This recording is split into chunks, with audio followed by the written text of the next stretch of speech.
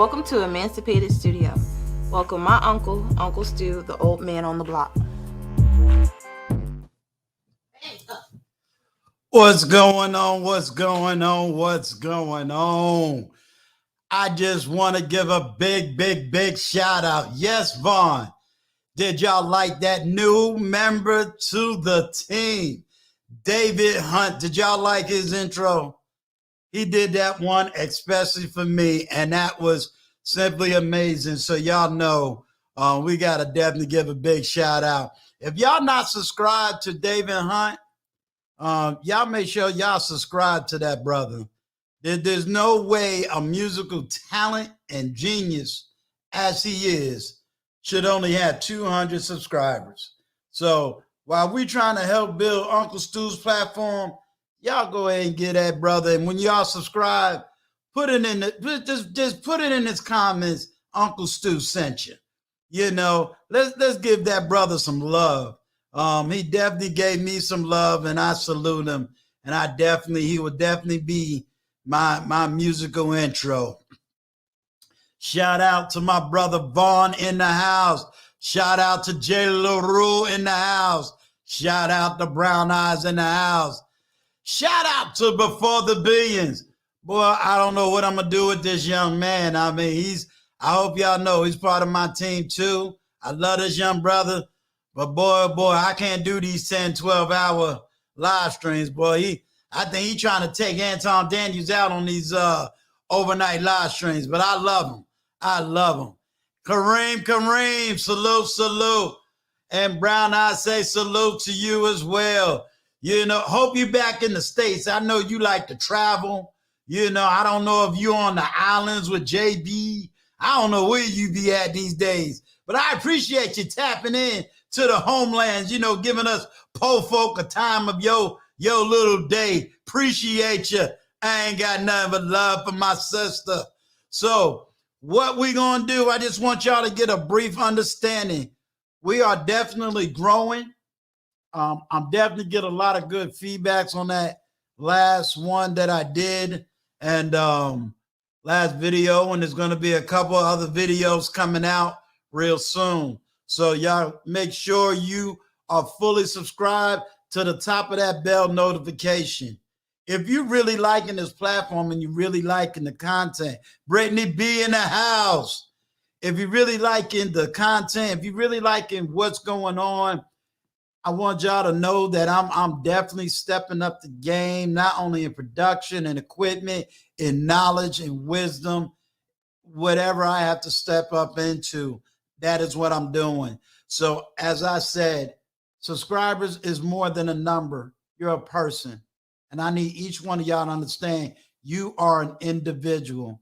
I read every single comment. I read every single email. And I want you to know that I take everybody personally. It's not a group thing. It's not oh yeah, I got X amount of subscribers. Look at me, pat me on the back. Me. It's not about me, it's about you. It's about how I can serve you better. What can I do to make your life better? As I have said to some of the people in the backstage, what can I do that you're going to be a better man, a better woman, a better husband, a better father, a better student, even a better YouTuber than me? If I got 1,000, I want you to get 2,000. If I make it up to the 10K, I want you to strive and work for the 20K. Because one of the videos I haven't put out, but those who are in number 2 multiplies what the number 1 do. And if you don't understand that, that comes from a biblical principle that anytime the number 2 man was behind the number 1 man, when the number 1 dropped, the number 2 doubled what the number 1 did. Jesus spoke to 12, but Peter spoke to 3,000. That's the mathematics. So I'm going to definitely be working on showing you that mathematics. So now, without further ado, I just want everybody to understand when Barack Obama was in the White House, Michelle said she didn't like the way her floors are looking. So they called this man And when he floated overseas, and all of a sudden, Kareem didn't like the way her flaws was looking. Kareem called this man. So it was only right, since Uncle Stu had to get his floors done, he called this man.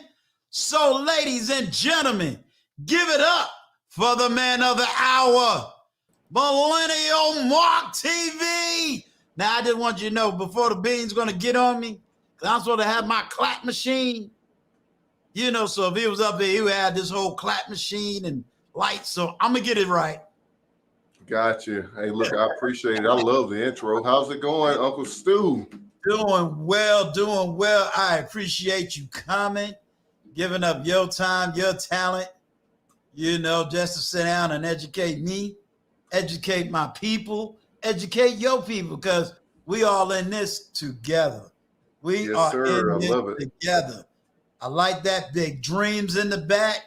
You know, I got too many books. I'm going to have to reorganize my books. You know, I got a whole lot in here. Well, this is a pretty good one. I used to be better at it, but I'm so busy now with, you know, between work and with business. But I try to go through 2 books a month. And I had one up a couple weeks ago that I was reading. It was called Fanocracy. But this is one that I just finished. So whenever I get through the next one that I'm working on, it's going to be on my table next. Okay, let me know. Keep me updated, because every week, every Saturday, starting in the new year, I'm going to be doing what I call Uncle Stu's Nook book review. So what I'm going to do, you know, is basically go maybe through 1-2 chapters of a particular book, speak on it.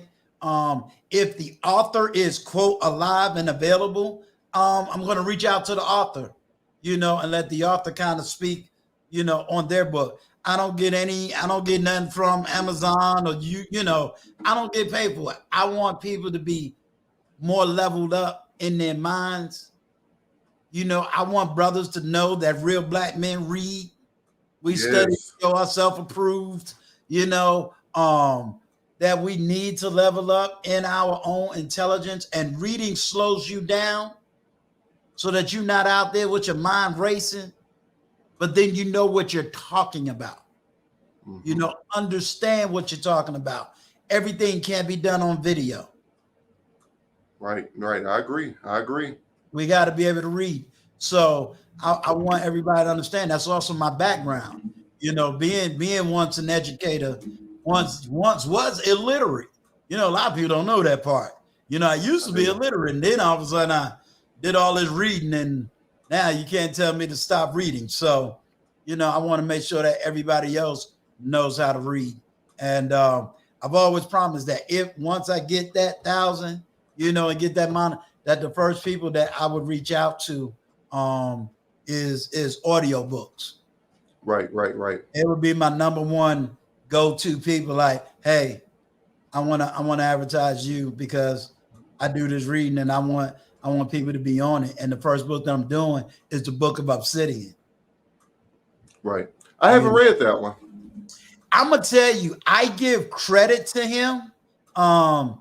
I really thought it was gonna be one of these. You know, I ain't gonna lie. At first, I went in with a prejudice, thinking it was just one of these. Okay, we're just gonna read this book. It's gonna be about hating all these women and just, you know, crazy stuff. It really isn't. I can definitely tell that Obsidian is much older. You know, I can tell he's more in my generation, because some of the historical narratives that he gave, young people wouldn't even know about. Right. So I knew from that point, I said, okay, I'm dealing with an older person. And then the information he laid out, at least what I'm going to be going over, it really wasn't about men versus women. You know, it really explains the whole narrative of, oh, okay, yeah, you're right. This did happen. This did happen. This did. And yeah, this is where men were, and kind of how we got caught out here in this whole dating fiasco. Right. You know, so I'm going to look into that one. Yeah. And then because I'm doing this book, he agreed to sit down with me 2 days after I do his book reading. So we're going to have him actually on the platform in January.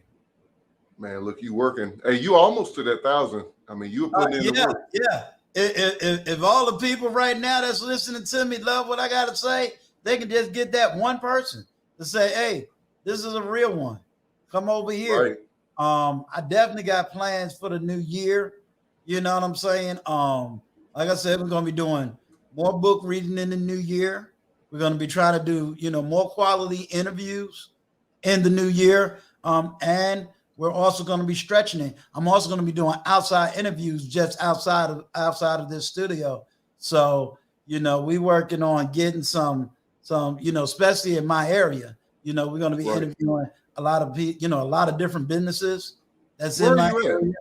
I'm in the DMV area. DMV. Okay. Yeah. Okay. So, right, awesome. Trying to get some of them. My biggest hook is going to be the owners of the Nara. They're in Virginia. These sisters, just to let you and everybody know, these sisters here, they was, I don't want to say kicked off. They was on Shark Tank. Mm-hmm. And the people on Shark Tank said their business was so solid that they didn't even want to invest in their business. These 3 women own 5 businesses. Wow. They own 5 businesses, yeah. And I'm a part of one of their businesses and whatnot. So it's like, yeah, I gotta get y'all. Even if I gotta get one at a time, it's like, no, everybody needs to hear your story, Right. We'll give a little shout out to the sisters, like, yeah, but at the same time, I think they have a lot of knowledge and jewels that they can really give to young business owners and, that fighting spirit, because they doing big things. Right. I like it. Yeah. And then a couple of historical narratives as well. It's history with motivational conversations in between. Right. Gotcha. It sounds like something that's gonna be really big for you. Yeah. I'll definitely be looking out for it because I like the sounds of that. Yeah. And then I'm a voiceover with Frank Gooden in his new movie. Right. I get to be the voiceover, but I also get to write my own script. I don't know if you know Vaughn Bryant, OG Patrice. They're like the top stars in the movie. So I get to learn from the ground up how all of this is done. Yeah. So, and OG Patrice has been in the entertainment business for decades. I didn't know that. I've seen her around, but I didn't know that. Yeah. She, I'll be interviewing her soon, as well. So she really got, that background of it all. So, I get it from, an Emmy award-winning film director, and I'm getting it from, a woman that's been in the business for a long time. I mean, I'm from New York, so being in Hollywood, we got Broadway. California got Hollywood. Now Atlanta got what's his name down there. So, getting it from all over the place. So it's going to be pretty good. Right. It's going to be pretty good, but again, it's still about the people. You know what I mean? At the end of the day, how can I serve them better? Right. What do they desire? What are they going through? I can sit up here and tell you all the stuff I'm going through, but does it feed Miss Mills if she needed me? Does it feed Jada LaRue? Does it help grow Vaughn if all I got is garbage and junk and got Right. No, I'm with you on that. I mean, like I said, we're all servants in this thing, man. We're putting out stuff to people who, who want to hear what we got to say. So, I mean, hey, I totally understand. Yeah. So, so where you from? So I am originally from South Georgia. I lived in North Carolina for about 13 years, but I'm currently in the DFW area here in Texas, on the Fort Worth side of the DFW. Okay. Now, I got to tease you. What part of North Carolina? The Charlotte area. All right. My daughter's in Charlotte. I lived in Greensboro for over 17 years. Oh, wow. Well, I lived in Winston-Salem for 4 years, so it wasn't too far. You was in Rams territory.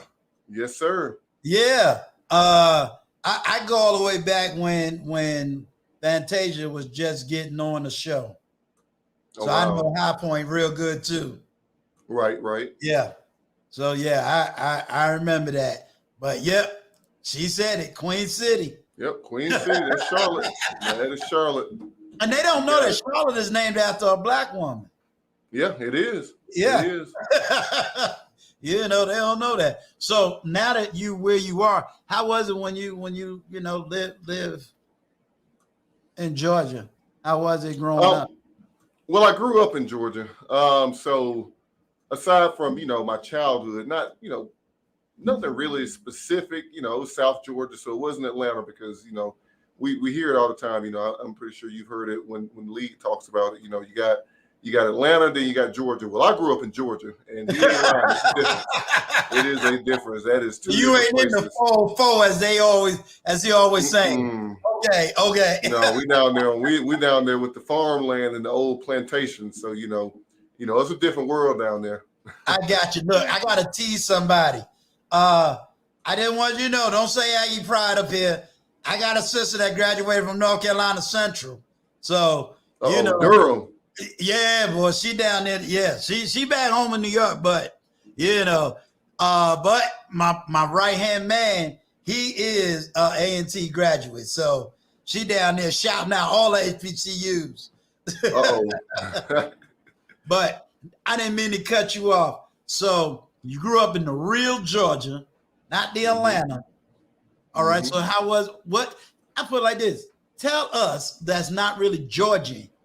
What's really the difference between Atlanta, Georgia? Because I got family in Georgia too. So, and they say the same thing. We are Georgians, not Atlanta. Yeah. So what's the difference? Well, I mean, it's just it's a different pace of life. It's a much slower pace of life. You just got a lot of, and not to say that people in Atlanta don't work hard, but it's just different because it's metropolitan versus the rest of Georgia. I mean, you're dealing with more.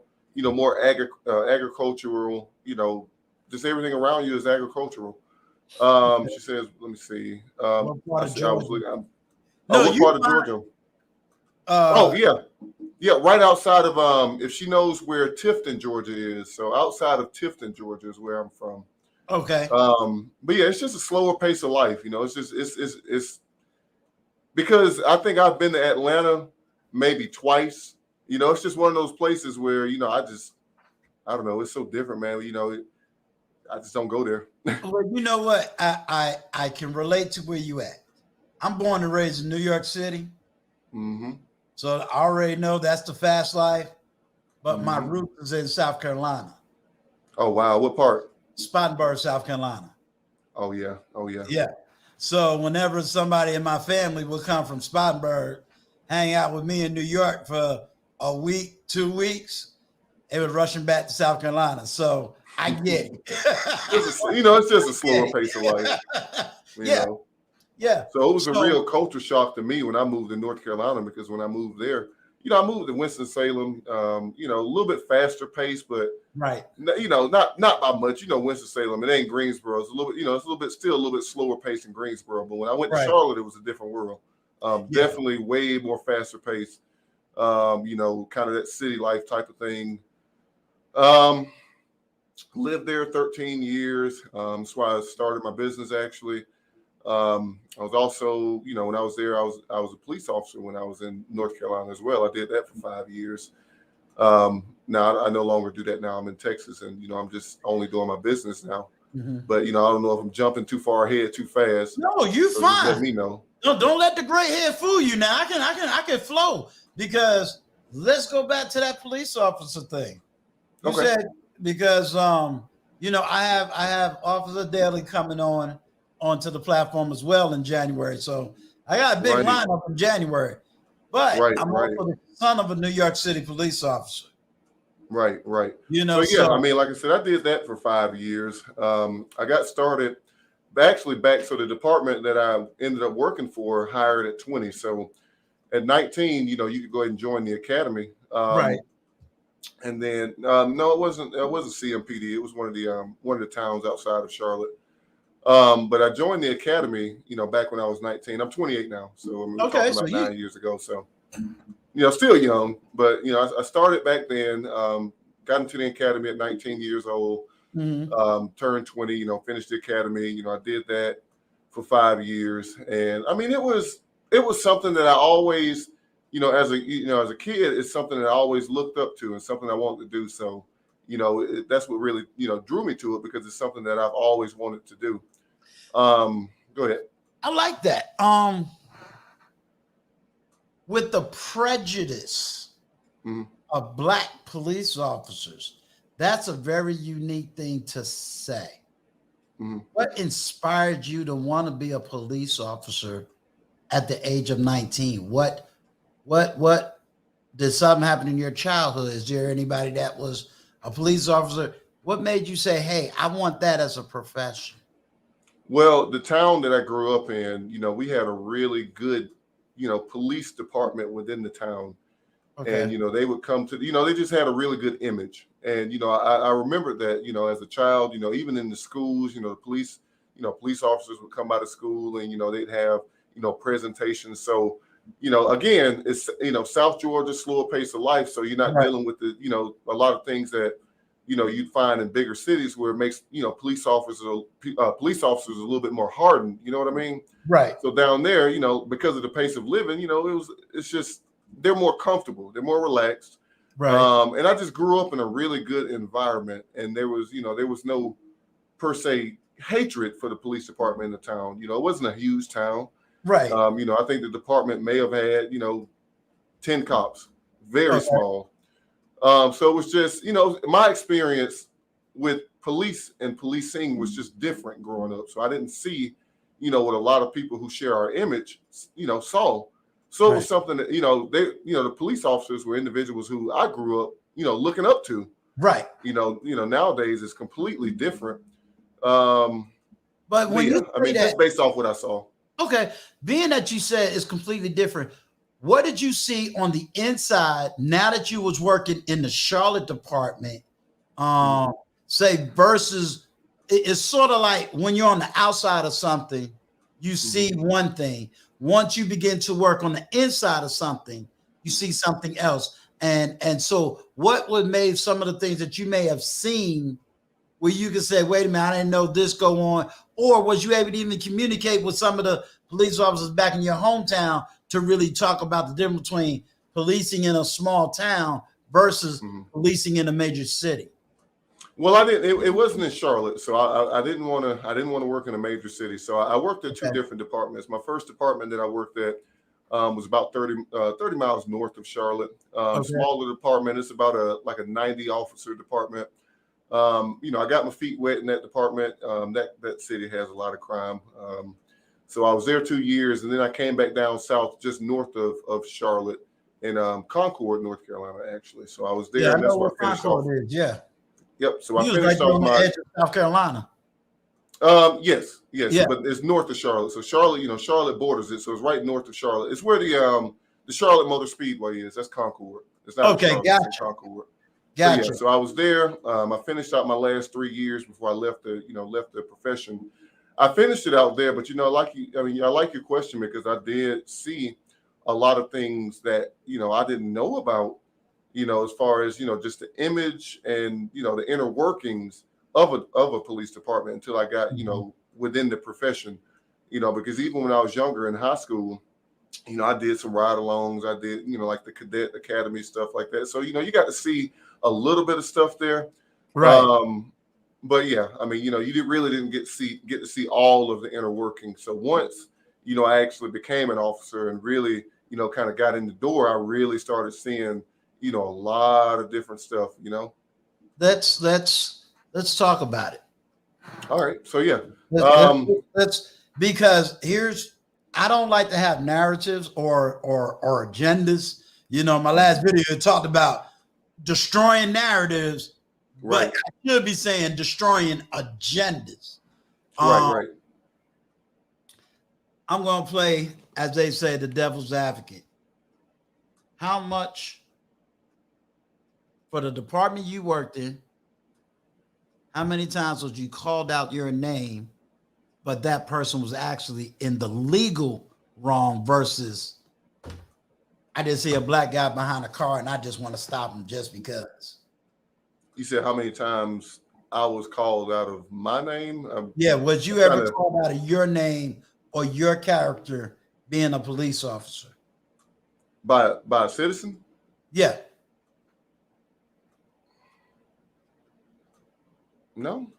Okay, so you No, didn't. believe it or not, no, believe it or not, I'm gonna tell you, I'm gonna be honest with you. I feel bad for anybody who's a white cop because I seen, man, but and I hate that. No, be This is gonna honest. sound so bad. It's gonna sound so bad, but a lot of the negatives that I've seen, within Right. the profession was from my white colleagues. So it's like, hey, some of the things we see out here in the real world, man, and we see on TV, there's a lot of change that needs to be, Let's talk it about needs to be worked on because change on which side, on the citizen side, on the police side, or both on the sides? police side, on the police Okay. side, on So the policing what side. are some of the changes that needs to take place, and what can we do as citizens to see these things take place? Because I'll be honest with everybody, I was not too happy with this whole Black Lives Matter movement because I didn't see it as I didn't see anything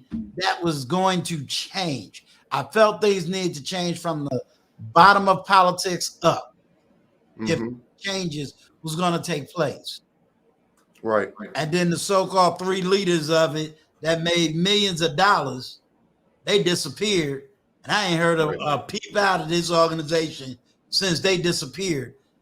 What can we do since you say there needs to be change? First of all, what needs to be changed? And then what should be our responsibility as citizens to bring about that change?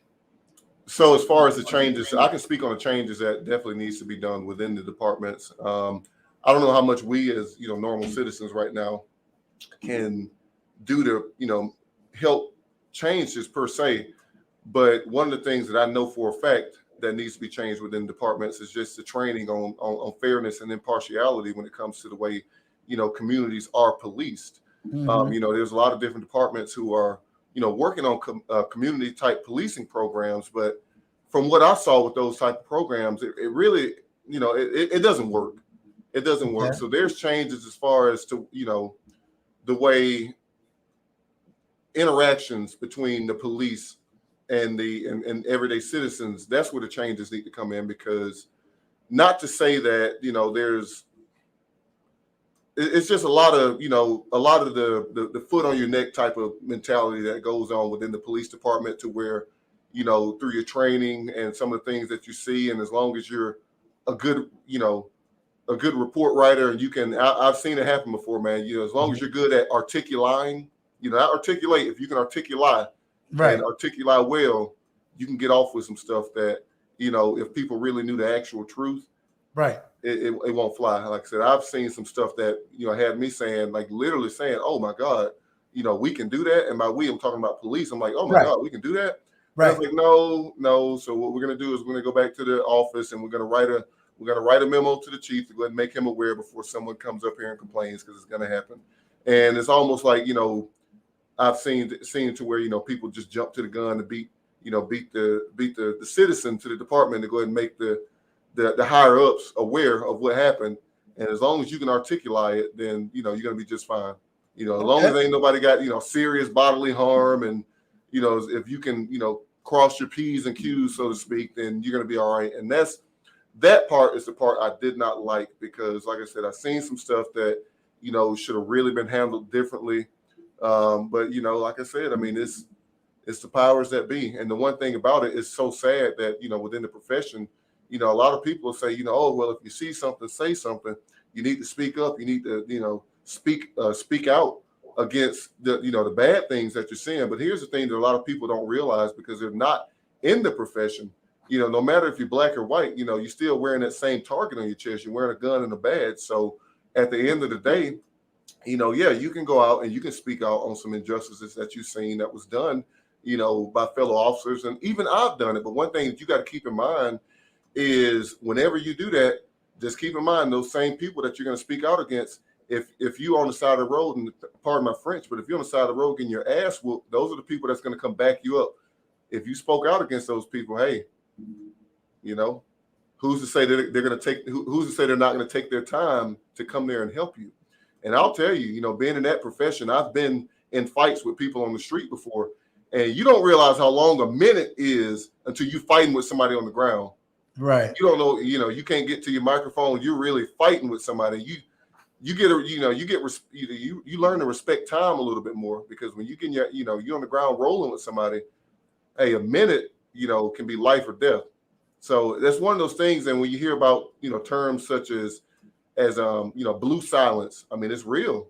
It's real. A lot of stuff happens. I mean, and when you speak out on it, you got to be willing to accept what comes with it. And it just got to the point to where, man, I saw too much. And aside from that, my business was really taking off, because my business was going at the same time while I was an officer. And, I hit that point to where I realized I was stepping over dollars to get the pennies. So, right.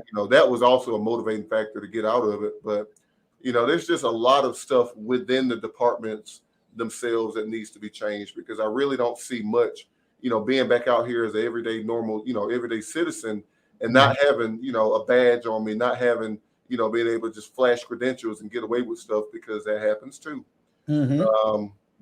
It's just, there's a lot of stuff within that needs to be changed. And that's definitely one is, more fair and impartial training, because, you get a little bit of it, but it's not enough to where it's really drilled into officers. Because like I said, I've seen, certain people get let off with things that, individuals such as yourself and I, we don't catch those breaks. And it's real. And people say, oh, it's just bad apples. No, it's it really is the profession and the departments as a whole. Yeah. I was trying to play the devil's advocate, because you actually said what I thought you would say. It was just that I'm coming from a different angle. You're absolutely right. I have credentials that people don't have. Right. Right. And I actually have a state that they're going to respect me more. Mm-hmm. They're going to respect the police officers. You go against me, it gets on the news, you're in trouble. Mm-hmm. So yes, I do understand that. And from that angle, what do I tell my brothers and sisters that is United States citizens? Because when I raised my right hand to be in the military, I raised it for everybody. Right. For everybody. So what do I tell my young brothers and sisters that is living in those conditions? Because just because I may not live a certain way, don't mean other people is not living a different kind of way. So what do I tell them? What do I educate them on how to handle themselves when it comes to a police stop, or when it comes to, most of the time we're going to interact, either we got domestic violence going on or we got a car stop going on. And that's usually one of the two places where things don't go right. Right. You're exactly right. So what would I say? And it's going to be, people aren't going to want to hear this, but it's the best way to keep yourself safe, honestly, because I've seen it go south myself in real life, in real time, on the other side. And I've taken enough people to jail, myself, who rightfully so needed to go there, But one thing that I will say to, even, I have sons, so it's like, same thing I would tell my son. I've been a police officer myself, and the one thing I'll say, and a lot of people are like, oh man, so you're just supposed to lay down and take it. Listen, comply. Even, what I'm saying, comply. Because you can't fight the powers that be. And I know it's what people really don't want to hear, but to keep yourself safe and to make sure that you're going home to your family at the end of the day, and not going home to your family in a casket. Just comply. I wish I had a better answer. No, let me swing at a different angle, and let me see how you handle that angle. My angle is, I'm going to play devil's advocate again. And I hope everybody that hears me both on and off understand what angle I'm coming at. Well, if the people would just follow the law, they wouldn't be in trouble. Now, the word law to them is the Constitution. But I'm going to say a law that everybody probably don't even realize is what gives you the authority. The penal law. Right. And a Right. lot And of definitely, I people saw a comment that's really good. It says, not complying with certain things like checking cars. Understand your local laws, because if you understand your laws and you can quote those laws, these officers know those laws, and a lot of times people, there are a lot of officers that test the limits, and it's up to you to know know the laws of your state. So you need to understand the difference between probable cause and reasonable suspicion, because those are two different things. Probable cause gives an officer the legal right to search your car. Reasonable suspicion does not. And you need to understand the difference between the two. Without Vaughn, you know what to put in there. This is not legal advice. This is just There we go. information. Right. No, you're fine. He's going to put that in the chat so no one sit up there and say, well, Millennial Mark TV said the law said, and that's not what you said. Right. And that's why you heard me say, I'm going to come at this in a different angle. Explain to everybody, if you can, from a police officer, because I understand exactly what you're saying. Mm-hmm. Probable cause. How light is probable cause on a car stop? How likely? How light it is. In other words, I'm going to give you an example. Police officer stops you because your tail light is out. Mm-hmm. Right? For the average citizen, that is, give me my ticket or give me my warning and leave me alone. Right. But in certain towns and cities, that's actual probable cause. Right. Well, a tail light out. I mean, it is. All of your running equipment by law should be working on your car. But let me dive in on that one. So yeah, if you're getting stopped for a tail light, somebody's fishing, okay? Because no one ever writes a ticket for that unless you get stopped for it, and you come off, and rightfully so, you come off kind of pissed off because you're getting stopped for something so simple. Rightfully so. I mean, that's very minuscule. That's the only time I've ever seen someone got been given a ticket for that, and that's because officers do have officer discretion. They can decide whether they're going to give you a ticket or not. If you're getting stopped for that officer's fishing, and when I say fishing, they're looking for probable cause or looking for something more than that tail light. They're not looking. No one's stopping you to tell you that. I'm just going to be flat out honest with you. No one's stopping you to tell you that. That's probable cause for the stop. So when you have a situation, and again, check your local laws because this varies by state. But when you have a situation to where you're getting stopped for that, an officer cannot delay the duration of that stop to try to find more. Their job at that point is to come there, inform you why they stopped you, and you provide that information, and that short, the information that they're asking you for. And during that short amount of time, they can ask you a couple questions, but they cannot just stand there and delay the stop to wait on another officer to get there with the dog, to smell the car, or whatever. The probable cause for the stop is the tail light, but after that, once they start talking to you, maybe some of your actions, maybe you start sweating, that stuff like that, that's reasonable suspicion, but it's still not at that point to where it becomes probable cause to search. Now, if you get something to where maybe, they see something, they smell something, and that's one that gets used a lot. They smell something. The smell of, illegal substance can establish probable cause, to search the car, but to stop alone for the tail light is not probable cause to search the car. Now, they can do what's called, and again, check your local laws, but they can do what's called a safety sweep. So if it's like, maybe, when you got stopped, you're acting kind of funny, the officer really don't want to, walk away from the car because he don't know what's going on. He might ask you to get out the car, and he has the legal right to ask you to get out the car. But even still, he doesn't have the right to search your car. But what he can do is when he gets you out of the car, he can, do what's called a sweep of the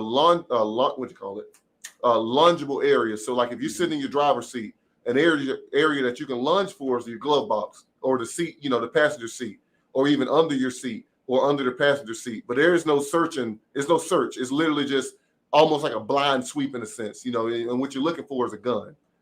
But, again, it varies state by state. But as far as just jumping straight to a search, we need to understand and know our local laws, because a lot of people get hemmed up off the simple fact that they just didn't know the local laws. And a lot of times I've seen it happen too, where, there's a lot of illegal searches happen on the street. It happens on the side of the road every single day. And you know why it happens? Because people didn't know the laws. Excellent. Everybody that's in the chat that has heard this conversation, I know when I open up the lines, I don't want anyone to talk about the police department. The reason is I am getting an actual retired police officer.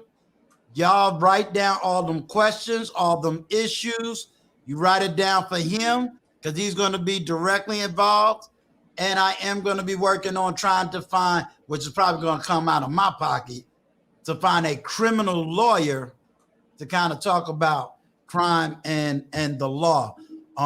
But to give me a criminal lawyer, they don't do that stuff for free. They're not like TLA.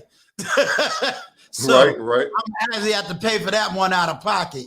But we're going to work on that so that people really understand both sides. So, because I don't want you to get bogged down with all the police questions, and that's not your profession anymore.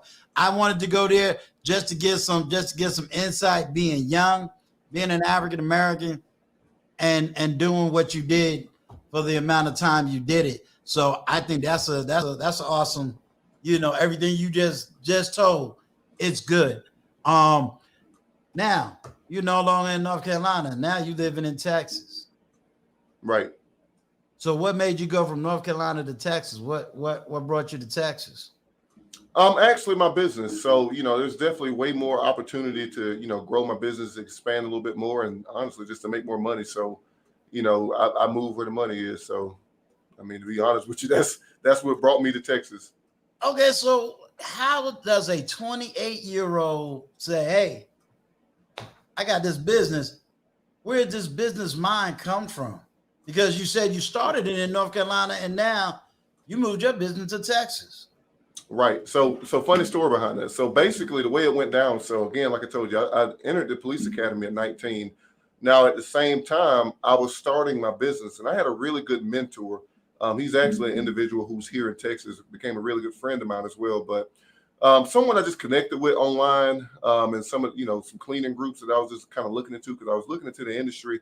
And, he reached out to me. He just saw, another young brother looking to get into the floor restoration industry. And, he kind of took me under his wing in a sense. And, he kind of put me on game, let me know, some of the things I need to do to get started. And so it was one of those things where I was doing it, on the side of being in the police academy, because that was my job as well. I was, getting paid by the department that sponsored me to go there. But, aside from that, it wasn't a lot of money. So I needed to do something else. So I got into the floor cleaning industry. I started out actually just specializing in carpets. So that's primarily what I did on the East Coast in North Carolina. So like I said, that was at 19. So I'd say by 22, my business had got to the point to where, so when I was working, I was on the police department at this point. I was still working my business. I was doing it pretty much just on the weekends, but it was just growing, and I was getting more and more demand. I was really, building my brand, pumping it out there. But it got to the point to where I was getting so much demand to, I had to switch from day shift to night shift so that I can actually run my business during the day. I moved up 2 of my family members from Georgia. I moved them to North Carolina, and they were pretty much working the business during the day while I was still trying to hold on to my job. And, it really just got to the point, man, where, by year 4 in the police department, I was already, getting pretty deep into the 6-figure territory with my business, but I was still holding on to that profession because honestly, I like the job. There's a lot of perks that came along with it. I got, I didn't have to pay for where I lived. It was a lot of perks. I wasn't driving my personal car anymore for the most part. So, but again, it was the money thing. And then it was some of the things I was seeing. And then I just realized it was taking so much time away from, what was making me way more money. It got to the point to where, my yearly salary at the police department with myself and my 2 employees, we was doing that quarterly. So when I actually realized that, I had to make a decision because I was still stuck in that mindset that a lot of us are taught, which is just get a good job, ride it out, and retire. But man, look, I mean, as the saying goes, money talks. Money really does talk. How do we if my generation taught that? I'm 54. Right. My second youngest daughter is your age, so I know what we're talking about. Right. How do we break that mental cycle or that mental education? Because in my day, you didn't really hear about entrepreneurship, etc. And if you did, it was more of a side hustle than it was the main gig. How would you say that we break that? Well, one thing that we have to remember is that my mom, she's from the baby boomer generation, and so that generation really heavily taught that. But we have to keep in mind that we have to understand the generations that came before us. I understand the generations that came before us. The silent generation, the baby boomers' parents, they were the ones during the 60s doing all the protests and doing all the hard work. They made it easier for the boomer generation to get out here and to achieve, as far as our people go, to achieve the quote unquote American dream. So that generation, that the baby boomer generation, was a very, very spoiled generation because they were able to do some of the things that the previous generation weren't able to do. So once they were able to do those things, what I've learned and found is that they, continued that narrative down to the, Generation X and then down to the millennials as well. But what that generation fails to realize is, okay, so we had a lot of people out of the 70s, 80s, and 90s getting those quote unquote good jobs, not realizing that there was eventually going to be an overabundance of degrees and an overabundance of educated people out here in the real world who aren't looking for that blue collar work, those skilled trade work. And it made it to where companies can actually go back to being a little bit more picky and choosy on who they bring into their institutions. So it puts us as a people, it puts us back in that position of, okay, we went out here and got our degrees. We went out here and did all the hard work that we saw that our parents did and allowed them to live the type of life that they live. Why is it not working for us? Well, it's overabundance again. So now it puts the newer generations in that cycle to where it's almost like we're working in reverse now. We did what we were supposed to do. And where are those good jobs? Where are those promises? Pensions are no longer a thing. Right. You're right. So, we have to go back to the drawing board and we gotta get back to, get back focused and almost go back to the way that the silent generation was, believing in hard work, because like I said, we can't rely on the dream of a good job and thinking that we can just go get a degree and automatically and get into a 6-figure career. Because let me tell you something, I know personally an individual who's in my industry, and he's just a carpet cleaner.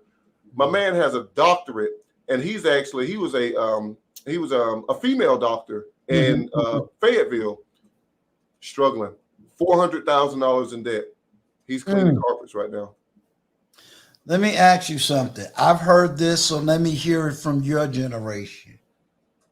I've heard it on 2 different platforms that my generation either A, owes your generation something. Well, and it's funny because my mentor, because I've heard this narrative, and I've even heard another YouTuber scream and say they wish that my generation just die off and etc. Well, no, you're in what, Gen X, or you're not in the baby boomer? You're in Gen X, right? I'm in Gen X. Yeah, I'm 54. Baby boomers is more my parents' age. Right. And it's one of those things where I wouldn't say that, Gen X owes the millennials and the zennials anything, but it's what I would say if I had to say you guys owe us anything is just tell us the way. Because one thing that as a millennial and even some of the, people that's in Gen Z, they'll come along and we'll come to the Gen X and the baby boomers and we'll ask for things and we'll get, broad descriptions and explanations. But when it's like, okay, well, how do I do it step by step? Oh, you got to learn how to do it. You got to get it the same way I get it. I had to get it out the mud. You got to get it out the mud. And that's setting us up for failure. The only way we can progress forward as a people is the older generation needs to come out and tell the younger generation how to do it step by step and not tell us that, we need to figure it out.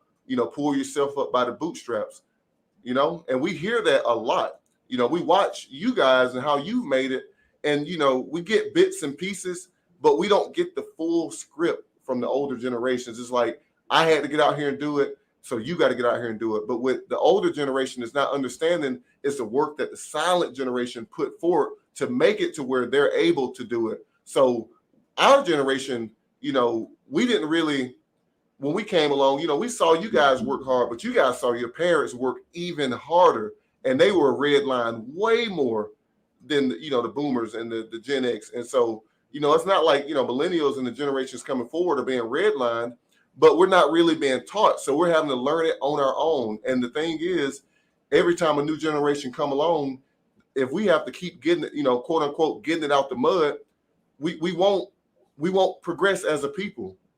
So the older generation really needs to hone in and tell the younger generation and teach them, because it seems like the older generation, it's like some of the things that I found, especially with a lot of Gen X men, it's like, I want to see you do good, but I don't want to see you do better than me. So I'm going to give you just enough to where you're going to do good, but they don't want to see you do better. And it's not like, it's not that, you see what I'm saying?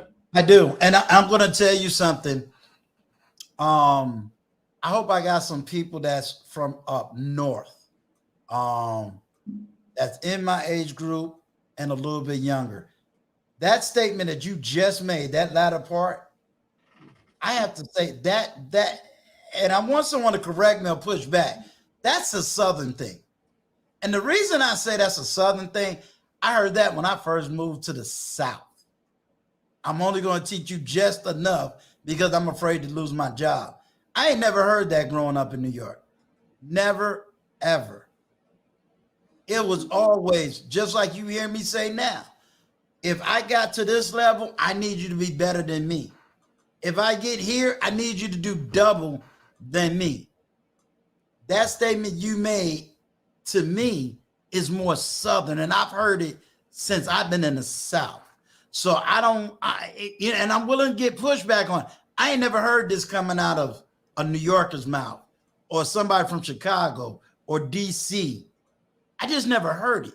Now that's me. I could be totally wrong, and I stand to be corrected, but it's still a good statement. So what you're hearing is my generation is basically ain't giving you no information. Right.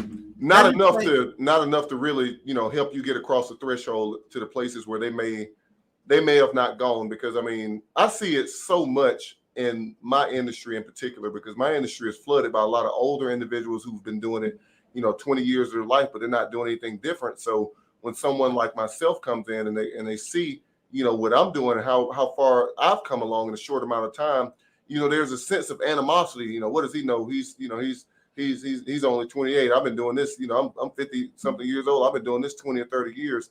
Mm-hmm. And it's like, okay, but here's the thing, you can still learn. Okay. You can still learn even at an older age. And I'm just speaking specifically from individuals who are in the industry that I'm in. Right. But you can still learn, and there's just a lot of hard-headedness when it comes to older brothers, because a lot of times, maybe your generation don't see some of the changes that has happened in the world, because we're in the information age now. Mm-hmm. So it's like, we are able to progress even further than the generation that came before us, between, Gen X and the boomers. But it's like, we might need help on some of the real world type of things. Even though the internet is full of information, we still need help on real life stuff. And that's why I love your channel, because you talk about a lot of real life stuff.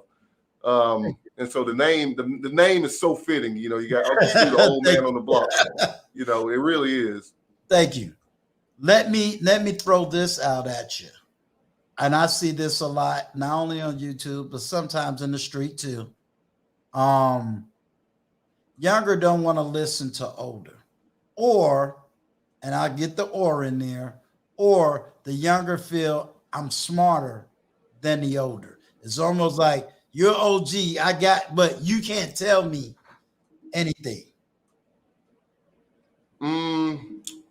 a lot of times, the way things get explained to people that's in my generation from the older generation is old school. It's a lot of old school talk, especially when it comes to anything related to business, because it wasn't something that their generation was pushed to do. They were pushed to go get a degree and go find that quote unquote good job and retire and get your gold watch and sit at home until you expire. But nowadays, like I said, the tides have changed. And so what we want to hear from the older generation is the push to go out here and become, a more of a push on individuality and not just following suit per se, because a lot of conversations that the younger generation will have with the older generation, it just sounds like you're telling us to just fall in line and, just hold your head down and that type of thing. And we don't want to hear that, because the thing is, we see, some of the things that you guys went through that you may not even see, where, it may have seemed like you guys were just kind of holding your head down, and that's just not going to be us, because it's the information age. We have we have more information available to us to say, hey man, no, I ain't doing that. Let me ask you this. I'm gonna play old man. I'm gonna play grumpy old man. I'm gonna play that grumpy old man role. Grumpy old man says, well, with all this internet and all this information you got, why y'all not taking advantage of all this information? Because in my days, we didn't have all this internet stuff and World Wide Web, and we didn't have a worldwide university. Why isn't everybody just going online and getting the information if my generation don't have the information? Well, the thing is, who's pushing the younger generation to do that? There's no one pushing us to do that. So the fact that, your generation didn't have it, you had the generation before you saying, look, go to college, get that good job, retire. So we have, that overabundance of resources now. But even with all that resources out there, it's like that saying, you can lead a horse to the water, but you can't make him drink. There's no one making us drink. The generation before you made you guys drink, because it's like either be like us and be sharecroppers or go to college and get that good job. No one's pushing the newer generation to utilize that information and say, hey, look at your surroundings, understand where the shortages are, and figure out how to monetize it. Okay, I like that. Give me 3 things that you would say. Let's just use this platform. Give me 3 things that you would say you would love for me to do to help your generation be better than my generation. Told you, I'm here to serve. So if there was anything I could do, and when I say next year, we all know it's next week. There's anything I can do for 2022. Give me 3 things you would love for me to educate your generation on for the next. Well, I would definitely say, because we hear this a lot from, people in my generation hear this a lot from the older generation when we come to the older generation with an idea, and there's a lot of, like, the response is just very condescending. So, and I saw somebody say it in the comments, a lot of times when we do eventually just get it out the mud, we don't come to the older generation because, from the start, we couldn't ask you for anything to begin with. So definitely I would say when it comes to the older generation, educating the newer generations coming along is, I would say the older generation really should learn more about what we in the newer generation or the younger generation have access to, right? And so be more encouraging to us and say, hey, because a lot of younger generations now are still being lied to. There's still people out here every day going out here, just amassing a crazy amount of debt. You know why? Because their parents told them to do it, and they're still telling them to this day that that's the only way to make it. I go into these homes all the time in my profession. I go into homes where parents are sitting here, struggling because they're trying to put 3 kids through school. And it's like, but they look at me and we have the conversation and they found out how old I am and look at what I'm doing. And, I feel like they read my pockets a little bit because they know what they're about to pay me. And it's like, man, if I could just, convince my child to do something like you're doing, maybe life would be a little bit better for us and it might be a little bit better for them. And it's like, okay, well then how about you instill in them that they can, like that book behind me says, they can dream big. They can dream big and stop telling them the same thing that you guys were taught. So that's definitely one. Another thing that I would definitely say too is really speak to the younger generation and let them know that you want them to be better than the generations before. The silent generation made sure that the baby boomer generation and even the Gen X generation, they made sure to tell them, I want you to be better than me. As a millennial, I will tell you, the older generation is not telling us that. They were not telling us that we want you to be better than us. They'll give you bits and pieces of information, but for the most part, you got to figure it out on your own. You know why? They had to figure it out on their own. But the difference is because there wasn't this overabundance of, degrees, because there wasn't this extreme inflation, because, back then the American dream was real. You were buying houses and, cars at rates that we'll never see again. And, what people were earning in those days actually kept up with the cost of living. Those days are gone. Okay. But, you guys can still reminisce on those days, and maybe you still have things to this day that's paying you from that era. Well, that's no longer the case. So, definitely be willing to tell the younger generations that I want you to be better than us, because that gives us the encouragement, and, that gives us the encouragement to get out here and work hard. Okay. Let me ask you this. Let's take a second one, because the first one, that's an easy one. So, and I'm always saying that anyway. So give me a second one. Say that one more time. I'm sorry. Give me a second one.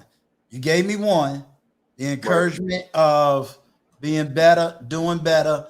The one is helping your generation to seek out almost inexpensive to hardly no paying, take $2,000 minimum to go get the right education, to do the right thing in business and entrepreneurship, or just being able to be a 1099 employee versus actually having to go out here and go through the whole mud.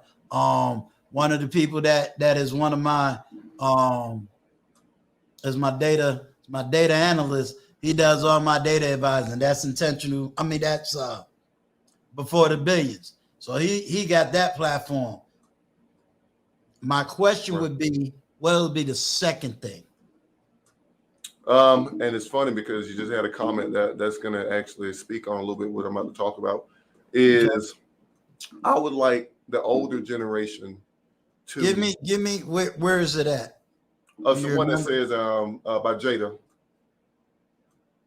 It says there's so many young people. 8:15. Yep.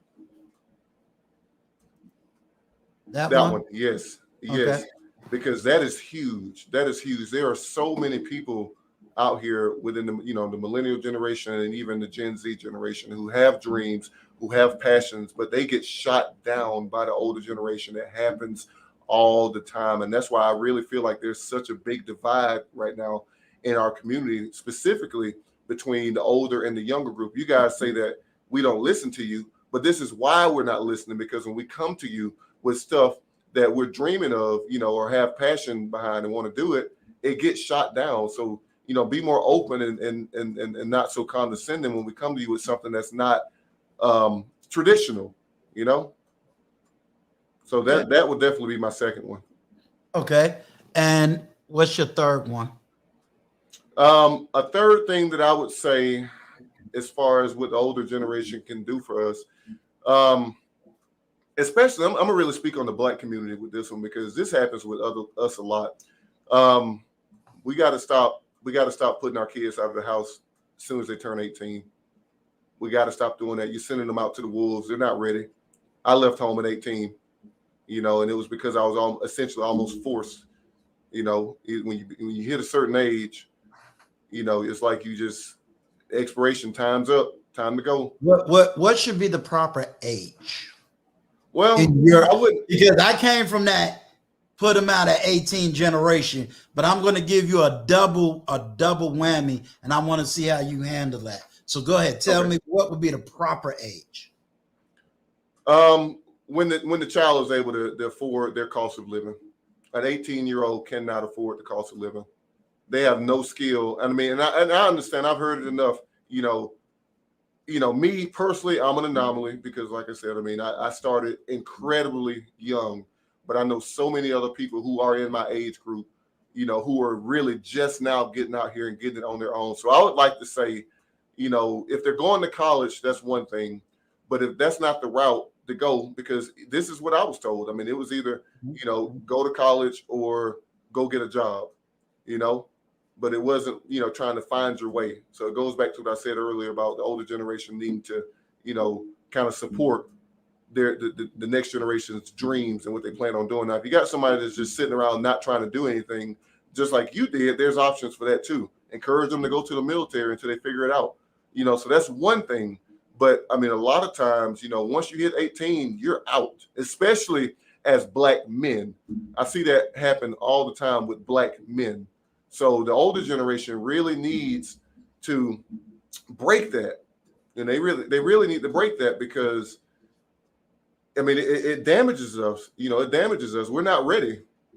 We're not ready to get out here and jump out here in the real world like that.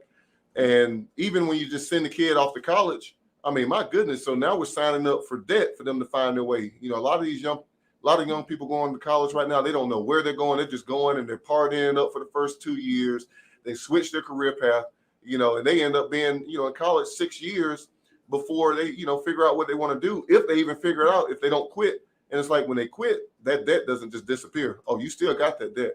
So just, be more willing to allow, the child to stay at home, just a little bit longer past 18. I'd say if I had to put a number on it, 23, 22, maybe 22, 23. At that point, you're out of high school, you're going out here to the real world. You're not surrounded by people, who are your age anymore. So it's a lot of adjusting, it's a lot of adjusting that has to happen. So I'd say, I mean, there's the amount of time that people spend in college, which is 4 years, that period, that adjustment period from going from high school being, on a strict schedule to where you're at a certain place 5 days a week around the same people, around the same age group. This real world is different. It is different from that environment. And even at 18, I knew that I was not ready. But, I grew up around, people who had a very, very, very strong work ethic. So I knew for a fact that I wasn't going to get out here and become a nobody.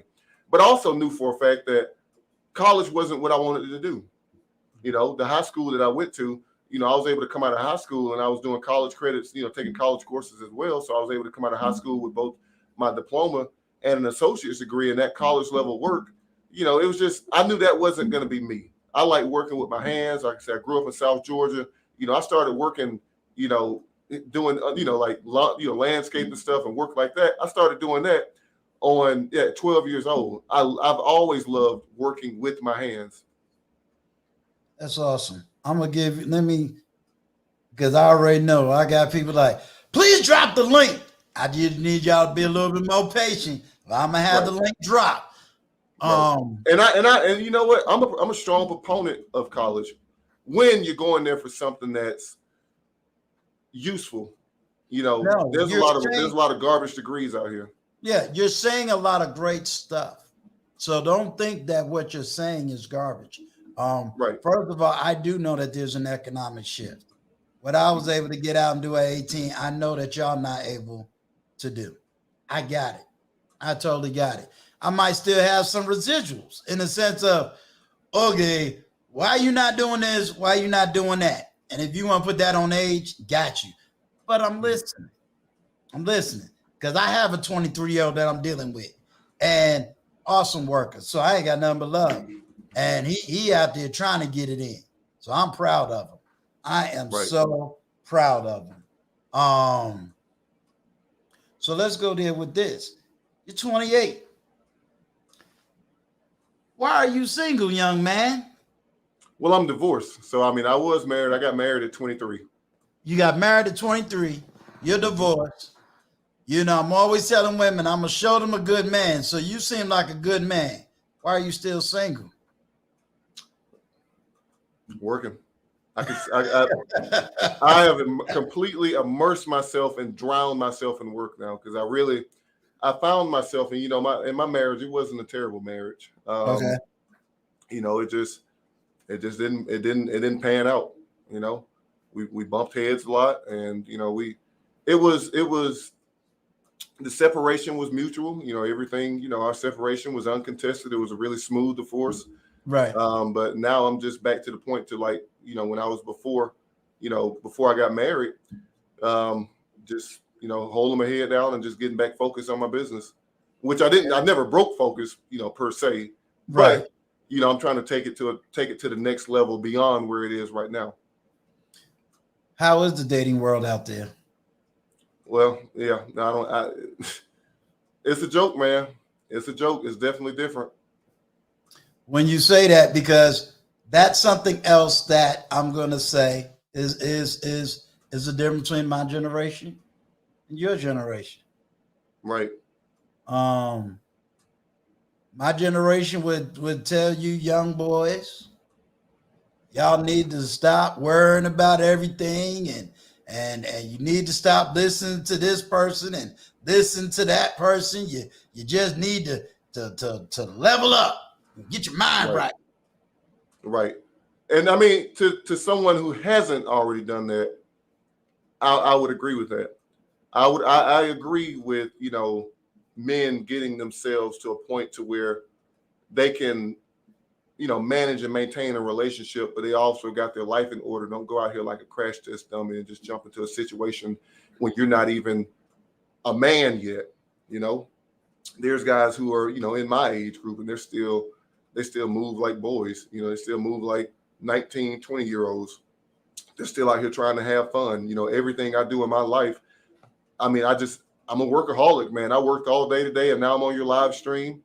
I consume myself in work. My generation would argue with you young boys and say, back in my day, we just talked to the women, understood the women, and what y'all crying and complaining about, why you can't find a good woman? What's wrong with these good Christian young women out here? I wish I had the answer to that. And I'll speak on me. My wife, she was older than me. My wife is 9 years older than me. Mm-hmm. So if you're talking about younger women, I can't even speak on that because personally, I don't go for younger women.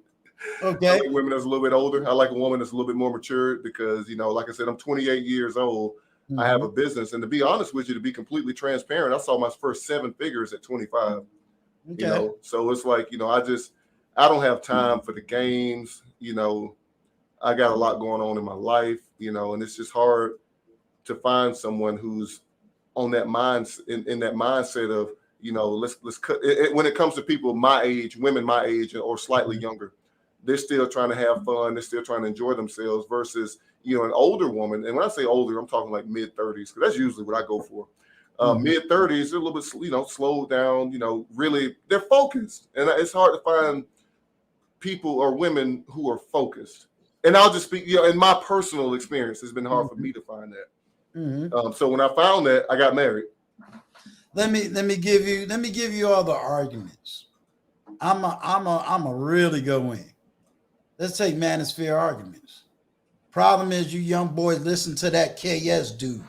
That's what y'all problem is. Y'all listen to all that KS stuff, and that's why you can't get a woman because you're out here bashing black women. How do you respond to that? As far as men who are out here bashing black women? No, just in general. Just, somebody's going to come up here and say that you got them Kevin Samuel talking points. That's why you can't find you a good woman.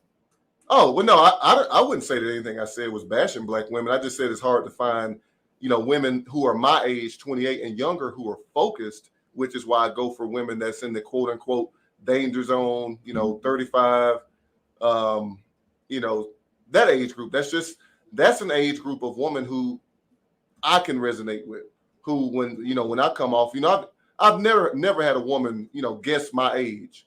I've always had women, when I meet them, it's like, oh my God, I thought you talk like you're 40 years old. And I was like, nope, 28. It's just, I've lived a different life. I've been focused like a laser since 19 years old, So I wouldn't, I know that there's great black women out here, and I wouldn't, and I'm not putting it on race at all. You know, it's just I was talking about my age group. You know, it's hard to find someone in my age group who are focused. You know, they're still, you know, a lot of times they're still trying to figure out their path. You know what I mean?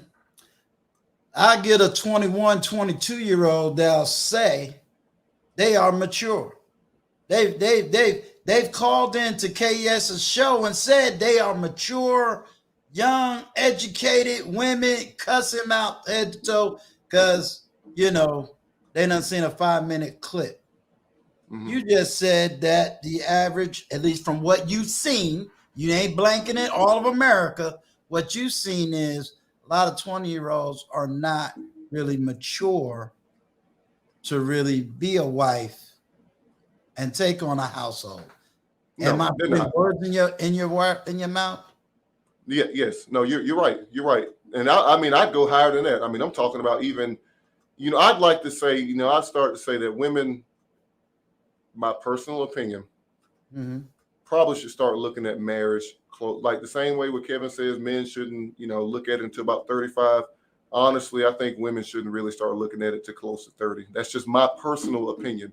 And that's coming from someone who would they would, you know, and that part of YouTube would say, you know, is a high value man. You know, I've, you know, the almost 10 years, you know, I've been doing 6 figures since I was 22 years old. You know, I've hit 7 figures once. I'm not there yet because COVID did, you know, throw a setback into my business. But, you know, it's just one of those things to where a lot of women that I come across, and maybe it's different, but honestly, I don't even look for them. I don't look for no woman that's my age. I don't look for no woman that's my age or younger. Let me say this, because if you don't mind, I'm going to have you back again. Okay. Okay. Because as I'm interviewing, there's a whole lot more that needs to come out, needs to be talked about. I put it out there. I plan to have a couple of you 20-year-olds on this panel, and we're going to have a conversation about generational things, what y'all see, what y'all hearing in y'all personal lives. Because for me, my generation needs to shut up and listen. You know what I'm saying? We need to shut up and listen. And then at the same time, here's why I'm gonna flip it. And if those don't want to listen, fine, let them go to the wayside. And the rest of us, we're gonna listen. But then we're gonna flip it too and say, y'all need to shut up and listen. We're gonna have a back and forth, shut up and listen session. Right. No, I like it. Yeah. I definitely join in on that. Okay, great.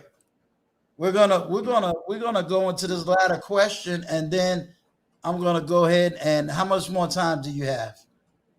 I got about 45 more minutes because I got a consultation to do here at 7:45. I'll ask this last question, and then I'm gonna drop the stream and see what anybody gotta say. They probably want to come after me, like, oh, let me tell you the problem. I'm here.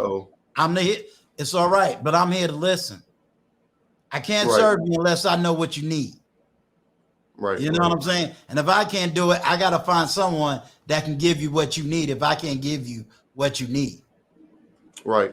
That makes sense. I mean, and this is a good topic. You know, it's funny because this is the first time I've had this type of conversation with someone on YouTube as far as, you know, dating and women and all of that.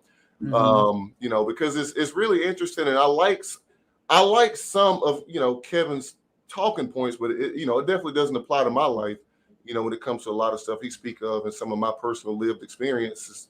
And a lot of times there's so many guys who are in this space who try to make that apply to their life, and they haven't even done the work. But you have guys like myself, you know, who've got out here, who've done the work, and, you know, you got people, you know, such as himself, and I'm like I said, he's a great content creator, but, you know, they take some of that stuff as gospel, and it's just, you know, there's so many variables that just don't apply to everybody. You know, someone like myself, you know, I'd like to think that I check off a lot of the boxes that, you know, women look for, you know, aside, you know, even at a young age. You know, I got my life in order, I got my money in order. You know, I'm a tall guy, I'm 6'6". I have no problem finding a woman, no problem at all.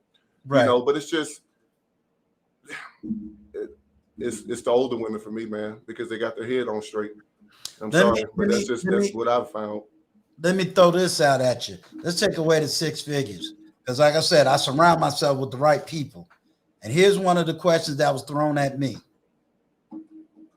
Forget all of y'all that made 6 figures.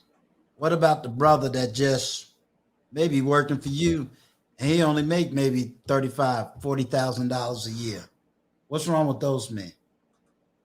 I don't have nobody working with me making that little, but there's nothing wrong with them. Yeah, there's nothing wrong with them. They're good guys. I mean, they're good guys. And you know, it's crazy because I'm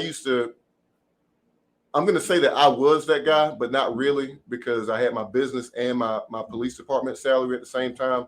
Mm-hmm. But my salary after the police department was right like 36. But I had my business as well. Now, could I have lived off my 36? Yes, because again, remember what I said.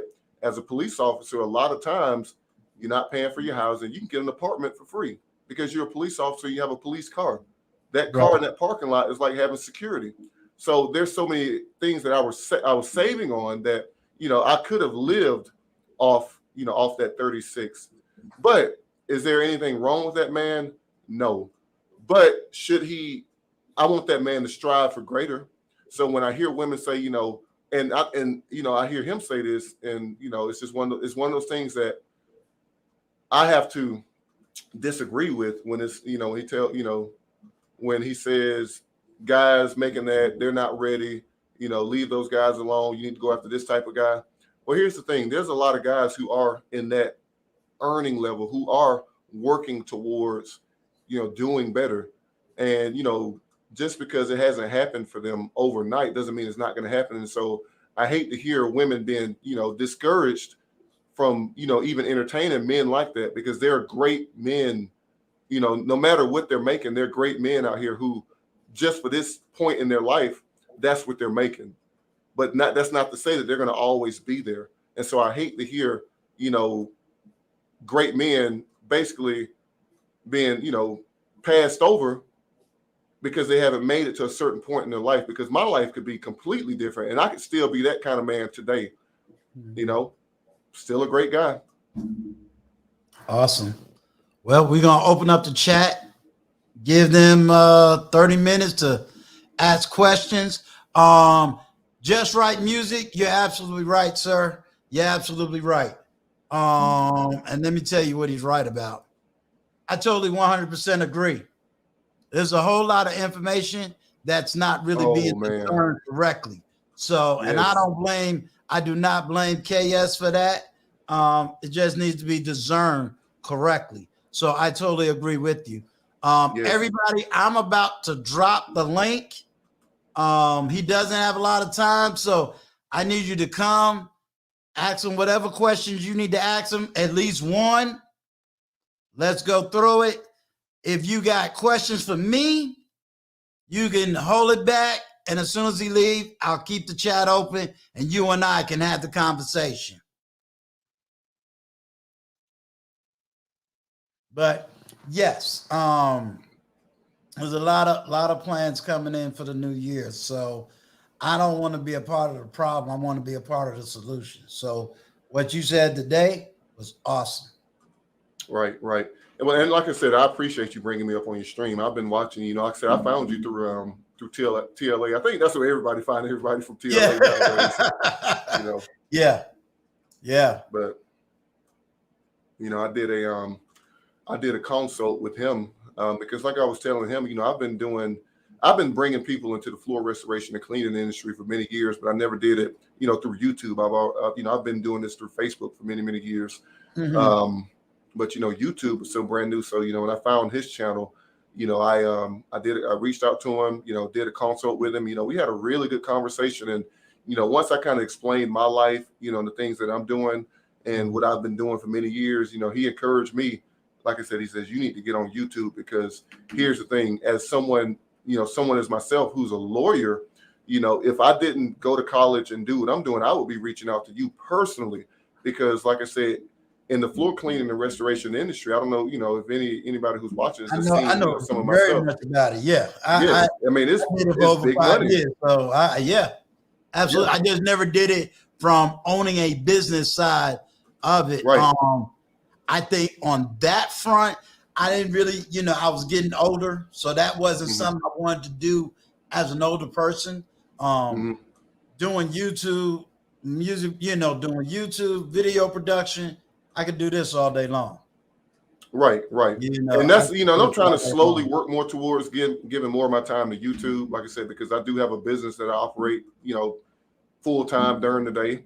Right. I'm working on trying to hire at least 2 more people so that I can really get myself back off of the truck. Because right now it's just me and one other individual who's operating my other truck. Right. So like I said, I'm just trying to get it to where, I can get back off of it, because, before the change that happened last year, I had been off the truck since I left the police department. So I had been, my life at that point from 2017 up until 2020 was, just going by my warehouse, getting my guys off to work. I had 7 trucks rolling, 10 employees, getting my guys off to work and go back home, come back to my warehouse at the end of the day and pick up any cash that was collected. And I mean, let me tell you, that's a good life. I did that for 3 years, and I'm trying to get back to that. When 2020 happened, it was a big shift. We had to downsize. It's funny, you asked me what brought me to, I want to jump back to the question you asked me. Sure. So, asked me what brought me to Texas. So whenever business slowed down a little bit in North Carolina, I had a guy, and he's actually in Greensboro, where you're from.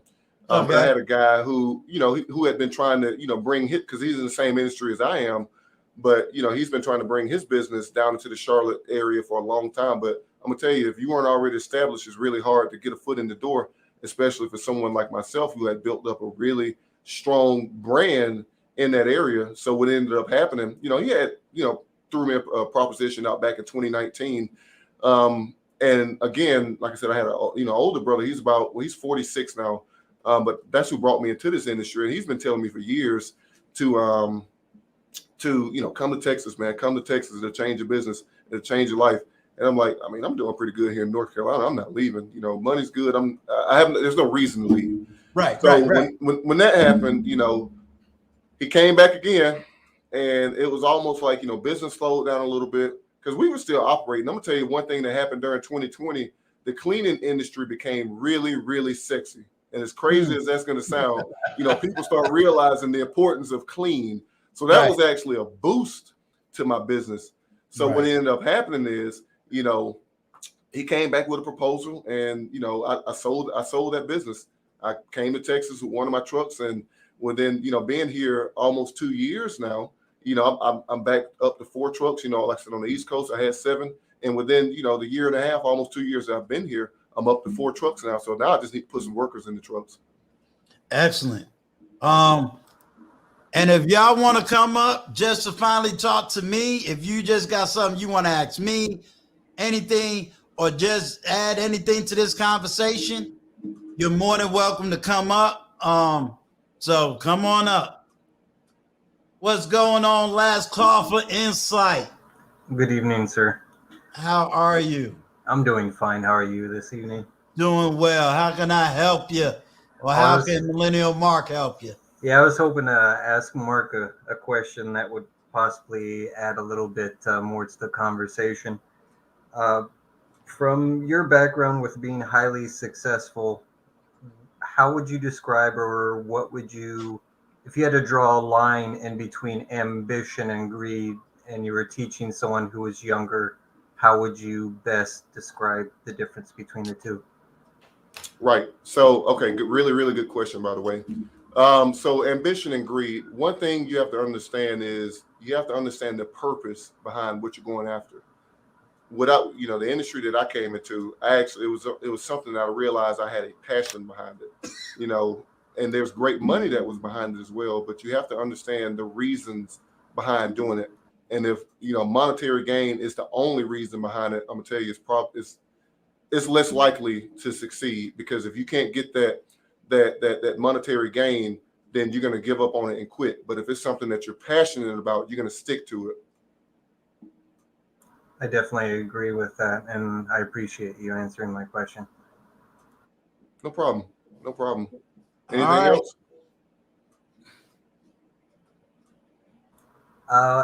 If we have time, I'd like to ask one question more. For your generation, or for your peers, or just from what you've seen for youth, do you feel they're more discouraged to either do like the mentor-mentee relationship or volunteering in general in order to gain either necessary life skills or valued life skills that could be valuable in the future? No. For the millennial generation, we want someone to talk to. And I'll tell you, speaking from my personal experience, a lot of people who I do consults with, who I personally mentor, a lot of them are more closer to, they're in the Gen X age group. And then there's some millennials in their later 30s. But I have a couple who are, my age or younger who I mentor as well. The problem is, unless you show your work as someone who's my age, which, in the spaces that I'm in, I always tell people all the time when they reach out to me, listen, you don't have to listen to a word I got to say. I show my work and let my work do the talking for me, versus because I'm not like Uncle Stu, who has, 30 plus years of, being out here in the workforce. So you can also speak on the fact that you have all this experience just through time. I don't have that experience through time, but I do have that experience through my the amount of time that I've been doing what I've been doing and how successful I've been at it. So, to answer that question, for someone to reach out to me for help and for mentorship, it's just about the amount of work that you've put in and if you can show your work, So millennials, we tend to lean more towards the older generation because they've flat out, just because they're older, they've seen more. They may not have done more per se, but they've definitely seen more and they can come at it from a different perspective. And so we like to reach out to the older generation. But a lot of times we found that, unfortunately, sometimes they hold back information from us. So, we want help. We seek help. We just don't know where to go. And so the purpose behind my platform, I want older and younger people to see that there's even younger people out here who are doing it and that you can come to them as well, and not be so heavily reliant upon going to the older generation, because through a lot of our lived experience, we found that we can't go to them for anything because they may or may not have much to give to us. And, it's just, sometimes we're at a loss, you know what I mean? Yeah. All right, I'm gonna drop you back. All right, if anybody else want to come up, you can come on up. That was a really good question. It was. I got to get people to cam up because of all kinds of situations. Yeah, and it's funny with mine, because I started doing that now with my live stream. I just did one the other day, and unfortunately, I had to kind of switch to the same thing. With stuff that's going on with YouTube right now. Yeah. I'm just like you. I'm a brand new YouTuber 3 months in. I'm pushing I'm almost at my 1,000 now. Like the last time I looked at it, I had 987. So, right. I have so much good information to put out here. I really, hate for anything to happen, because here's the thing. Like I said, YouTube is, I do this, but it's not what puts food on the table. But at the same time, I want to still be able to utilize a platform where I know that I'm doing genuine things and helping people, because I get the emails every day about how people are really looking to change their lives through watching what I do. See, you drew up my little see. Everybody don't know Uncle Stu got some connections in the backdrop. Uh-oh. And I'm supposed to be going to Florida. I never could get on my platform, but you show up and she magnetized herself. Uh-oh. This is my girl. That's where I gotta watch that Kareem, because Kareem come with a gang. The whole gang of our women, they just flooded. What's going on, Luscious Journey? How are you? Your mic.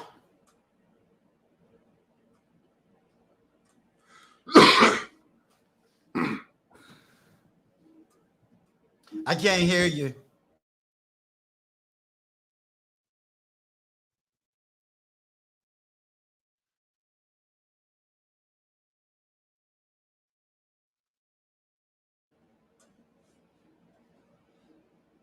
and I don't have you.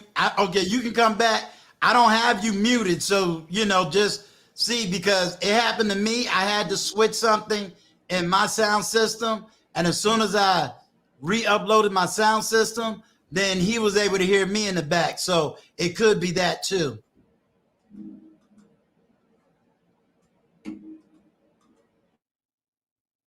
Yeah, she has a nice business down there in Florida. So, that's going to be one of my things where I'm going to be, going down there, and there's a couple of people and checking that out.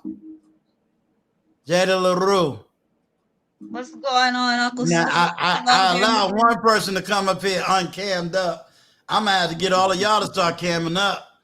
I like to cam up more so than not, but for the sake of knowing what my facial expression, you know how I am, facial expressions and all, I don't want to, I don't want my face to look a certain way, giving certain responses. But next time, and I might have you, let me try to learn how to control what my eyes and my facial expressions look like. Gotcha. But, you know me, my face has been in show things, and my eyes don't lie. So I have a question. Now, of course, we already have, you guys have already read some of the things that I've said in the chat. And I just want to know, what is it from Millennial Mark TV? I'm sorry. Let me finish what I was getting ready to say. Hello to you, Mr. Millennial Mark TV. Hello to your chat. Thank you guys for having me up today. My question is, as a millennial, what is it that the elders could start to do immediately that would help with bridging the gap between the youth and the elders, and how we communicate with each other when it comes to our hopes, our dreams, and what their expectations are of us, et cetera, et cetera? What is something that they can do immediately? Because I know saying, like, we could all listen to each other, and as Uncle Stu says, let one side talk while we shut up, and then switch it the other way. Hey, girl. But what could we immediately do, huh? Well, I want to really go back to what you just said. I mean, we got to start being heard, because we don't bring stuff to the older generation that much anymore, because it's almost like we know what they're going to say. It's going to be negative. It's going to be condescending. It's going to be, well, because I've been doing this, they give us their life experience, but their life experience does not line up to today's times. And it doesn't line up to what we deal with as a, completely different generation. And they have to remember that, even their generation, the generation before them, it didn't line up. So, I mean, I'm going to have to stick, I'm going to have to hold strong with that one and say they need to start listening to us and not going back to, well, this is the way it's been. This is what worked, because that does not work for us. Okay. I'm happy you said that, because, oh, no, what I was going to say was, I need everybody to understand that Millennial Mark is not talking to 30-year-olds. He's not talking to the 40-year-olds. He's talking to us that are 50 and up. So, if you want to get out here and think that you're 30 and going to tell a 20-year-old something, you could try it. But I'm hearing a more in-depth understanding of this conversation. You're talking, when you speak, you're speaking to Von Bryant. You're speaking to me. You're speaking to Brown Eyes. I don't know. Oh, I was just yelled at. You ain't speaking to Brown Eyes because she in her 30s. Shout out to Brown Eyes. I ain't gonna be trying to guess Luscious Journey's age. Says she'll have all her sisters coming at me. Okay. Listen, you don't want all of that. You don't want that storm to run through I here. don't want that heat. I don't want that heat. I don't need that heat. I don't think you want that smoke. Yeah, I don't want that smoke. But you're really speaking to Vaughn and myself. You're speaking to TJ Randolph. You're speaking to us. So We are going to listen. Right. Anybody Okay. that's not 50 and So- over can't listen. You're speaking to OG Patrice. That's But you us. know what? Allow me to take that just a step further because I understand what you mean. But allow me to take that a step further because see, we have teenagers. You know what I'm saying? We're 30s and 40s, or well, I'm 30 going on 40, but there are teenagers who would be interested in listening to us. But I think some of us got some of those ways from some of y'all elders that causes us to sometimes talk to them the same way, even though we want to be talked differently. Sometimes we're trying to understand their generation and they're thinking things that we feel like, no, you got to do it this way because we come from the hard work generation. We come from the you got to do it for yourself by yourself generation. And they're coming from not having any faith or hoping because some of us don't believe in them. Some of y'all age group don't believe in them. I mean, y'all didn't believe in us, so we know y'all don't believe in them. Okay, But hold up. There's a reason why I'm gonna slow you up. okay, There's a reason. Biblically speaking, the Bible says, I hear the cries of my people in Israel. In other words, I hear the heart of the matter. And one thing that I hear in the heart of the matter is what he is crying out for.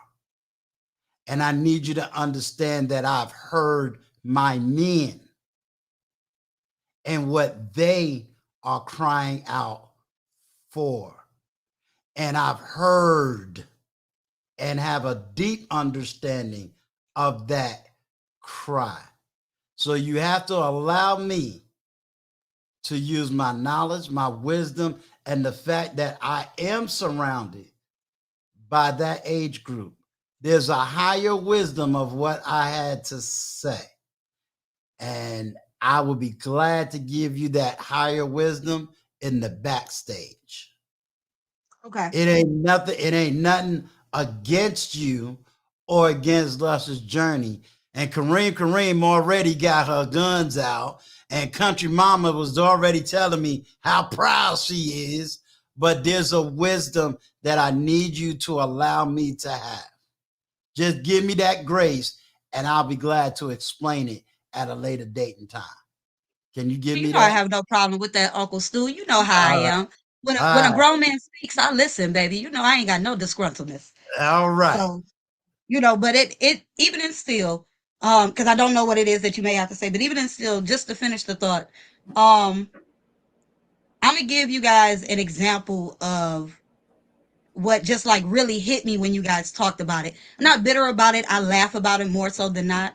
But growing up, my mother is in her 70s, right? My sisters and them are in their 50s. And so me growing up, 15 years younger than them and way more younger than my mother, of course. But they all went into being like lawyers, doctors, working for the government as an official.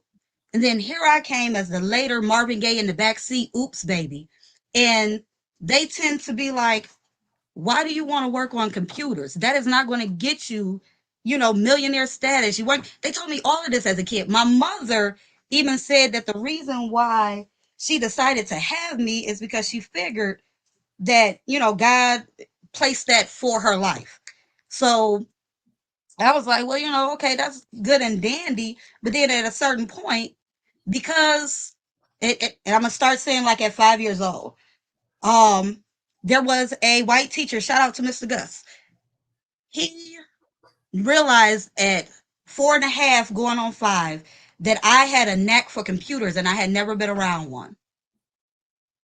So what he did for graduation from kindergarten is that he gave me a computer 2 months before school was over. And he said, if you can take it apart and rebuild it, I'll let you have it.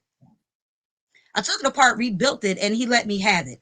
That started the extra love for computers. I was on internet before people even knew it was the internet. I was still dealing with a dark green screen with light green letters. Okay. So here it is. I've been doing computers all that time. And then when I become a teenager, my mother was upset because I didn't want to go to doing all of these, doctor, lawyer, blah, blah, blah. I kept saying, like, no, I can do so much on a computer. At that point, I had learned so many ins and outs of it. But because that generation never really wanted to dabble in water, because we Southern, so considered the devil's tool, okay? The computer and the internet, that was all the devil's tool.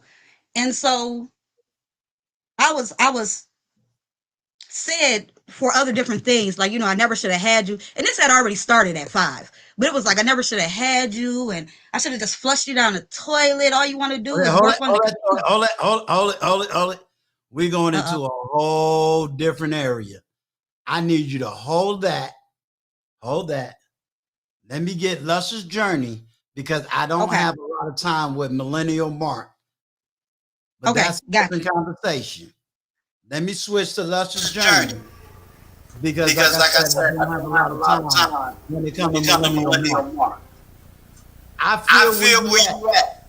Just give me time. There's a lot of echo. Somebody got you going in the back.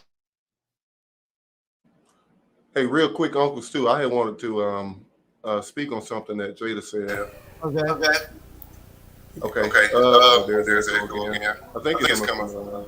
Maybe it's me. Okay, I got it. Sound like it's me or not? Yeah, I believe that's what it is. Hold on, let me see where it's coming from. It went away. It just went away. Okay. It's Luscious who's echoing. Yep. Okay. But go ahead. I want to speak on something she said, because she made a really good point, and I want to elaborate on something that she said. One thing that I've come to learn, and why the Generation X and even the baby boomer generation, why they aren't very encouraging of us to go out here and do our own thing, and they don't support our dreams, is because they were brought up to be, I mean, I hate to say it, but they were brought up to be followers. They weren't taught to be leaders. There was a lot of leaders in the black community, but it came back. There you go. Came back. There it is. Okay. There was a lot of leaders in the black community, but they weren't leaders in business. Hold on, Millennial Mark, and I'm gonna challenge that thought to you in 1 second. Luscious Journey, is there something in your StreamYard? Look in the back of your StreamYard, and on the back of StreamYard, sometimes when you clock in, it might be, what is that? It's called an echoing button. And see if that echoing button is on or off. Yes, it could either be the echoing. You could have another window up and it's still playing with the sound, or whatever device you're using could be so close to another device that is sending off a trigger signal. What you could try to do. Can you hear that? Yeah, because it's definitely coming off your echoing. And if you're using your phone, that's definitely where it's coming from. Okay, can you hear me good? I can hear you, yeah. But Still echoing? Echo. Is it still echoing? Yeah. So 9 times out of 10, if you got YouTube on your phone, it's echoing off of your phone. So you'll probably have to shut YouTube down on your phone if you're also using your laptop. Okay, go for it, Millennial Mark. Oh no, I was just saying that generation really weren't leaders in the sense of business leaders. So they don't understand what we're trying to go after, because it's not something that they were taught. And I'm gonna tell you one thing that I've came across from that, a lot of individuals in the especially in the baby boomer generation, is this, even if it's the ones who have made it, because it goes back to what I said when I said, some of them, they want to see you do better, but they don't want to see you do better than them, because a lot of people, even still today from that generation, move with the, that one at a time mindset. And it's almost like it's like a slave mindset. It's only one of us can make it at a time, and I made it, so I'm gonna be up here because you're not gonna be better than me. And that's what I come across a lot. And I'm gonna tell you something. And again, I challenge that thought, but I really need you to hear me. It's not me pushing back on what you're saying with clarity. I always say that has to be a Southern thing. And again, I got older people that'll probably reach out to me and either say, Uncle Stu, he's right, or Uncle Stu, you're right. The reason I say that is because hustle and business has always been a Northern thing. You understand what I'm saying? Like, Yeah. if you tell me I'm hustling to sell books and t-shirts, that's always been a Northern thing. So a lot of what you're saying seems to be, and I don't want to, just blanket it out there, but it really seems to be a Southern thing.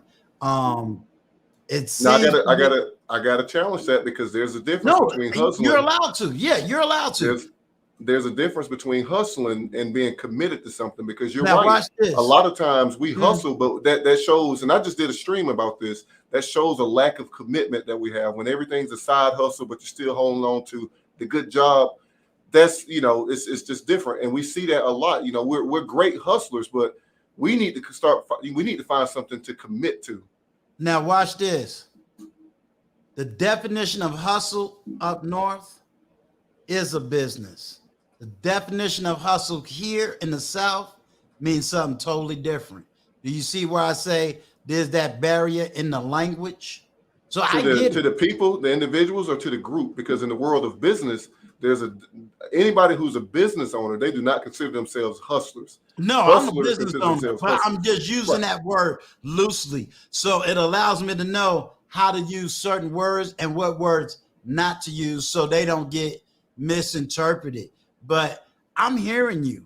I'm hearing you. So I got game plans. I got game plans. Right. Because that's one thing that I'm really like focusing heavy on, as far as especially with our people in particular, because like you said, and it's so true. We are great hustlers, but the fact that we won't commit to something that we're hustling doing, has a little bit to do with what the older generation told us. That's why we won't commit to it, because they instill it that, you don't want to stick your neck out here and get it cut off. And some of our people have such great things that they're doing that's a quote unquote hustle.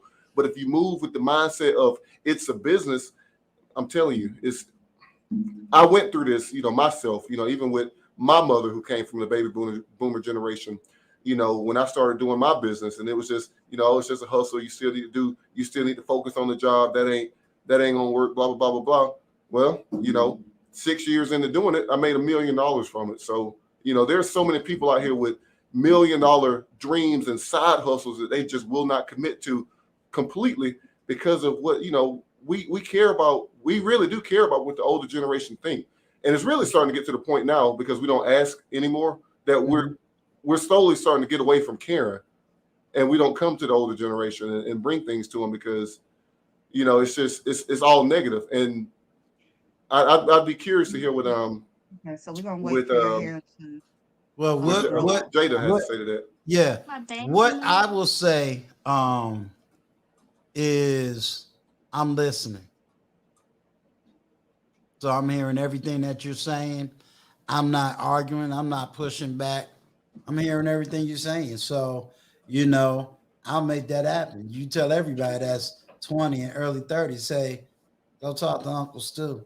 That's why I got Wally on my team. That's why I got Before the Billions on my team. I listen to both of them, Right. So, again, and I'll definitely make sure in the background, you got personal access to me. I listen to you. People don't know how many 20-year-olds I actually got around me, Right. So it's funny.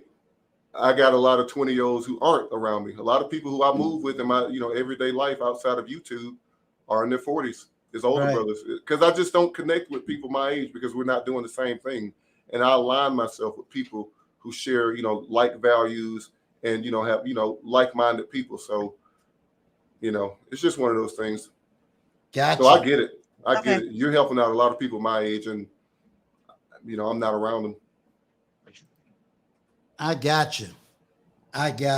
Vaughn, I know it's painful, but to tell you the truth, it's not that painful. And I'm going to tell you why. Because most of the 20-year-olds know how old I am, And you have to be blessed that they feel free to talk to me and to communicate. If they're talking to me, that means they'll talk to you. You just got to listen. You know, things has changed. I recognize the change. I recognize that a lot of things has changed. And with that change, it comes responsibility. You know, by the time I grew up, we didn't have nothing called Jim Crow. I recognize that. You know what I'm saying? I don't know nothing about that stuff. My dad can talk about it, but I can't talk about it. So I don't even bring it up in conversation. You know, and it's something that I try to tell young people. Don't talk about Malcolm X because you weren't born in the Malcolm X era. You don't know what that was all about. You know, we can read it, get the intellectual knowledge, keep it moving. You know, so I agree with you. I agree with you. I'm gonna challenge that because that's one thing that we hear a lot. Don't talk about it because we don't know about it. I'm telling you, No. some of those kind of talking points. Know how to I was put it in its definitely proper gonna say that. perspective. You know what I'm saying? When we don't know how to put it in its proper perspective, but I'm willing to listen. So we'll go through that. We'll work on that. I'm gonna let Jada go ahead and say what she wanted to say because I want to go back to that. But go ahead. No, Jada. let's go back to it. Let's have that conversation. How much time you got? Go ahead. I'm here for the conversation because I was the last 2 points that Millennial Mark just said, both was exact thoughts that I was thinking in my mind. And I try to sit in the barriers between people. And I get it, Uncle Stu. You're saying like you're here to listen. So yes, we get it that you're here to listen. And it's okay that we challenge each other on it. So go ahead, Millennial Mark. I think you about to go ahead and say what I'm already thinking. And since you're the one with the shorter time frame, honey, go ahead and get your words out. I appreciate it. Right. But that I'll talking put you in the point right, back for one moment, Jada, because I know I got a few more minutes, and then I'm gonna have to. I like that. He always says this. listen equals silent. Yeah. Don't worry, Jada. I'm just putting you in the back for one moment. What I was going to say was to the point to where you said, you know, because you didn't grow up in that era, don't speak on that. You know, we hear that a lot, you know, as a younger generation from the older generation. But when we come to you guys, tell me what that means to you. What you guys have to understand that we're in the information age, and just because we didn't grow up during that time period, don't mean that we don't have the resources that have put us on game on what went down back there. So on that same talking point of, you know, telling the younger generation, don't speak on Malcolm X because you weren't around during that time period. Okay, I get that, but let's flip the script on that too. You guys speak on today's time, but you guys didn't grow up during the information age. We did. Let me ask you. Just like you tell us not to speak on stuff, you know, we could flip that and say the same thing when we say, hey, there's a world out here that's open to us when it comes to business. And we say, oh, no, you need to do this because this would work for us. Well, how can you speak on what's available to us if it wasn't available to you during your time? Okay. Same thing. Go ahead. No. Let's take it from this angle. What carries more weight, experience or books? I mean, experience carries some weight. Experience, exactly. But okay. No, this ain't even me battling with you. You understand what I'm saying? This ain't I'm gonna be authority, you shut up and listen to me. Right. This is me saying, okay, so what carries more weight?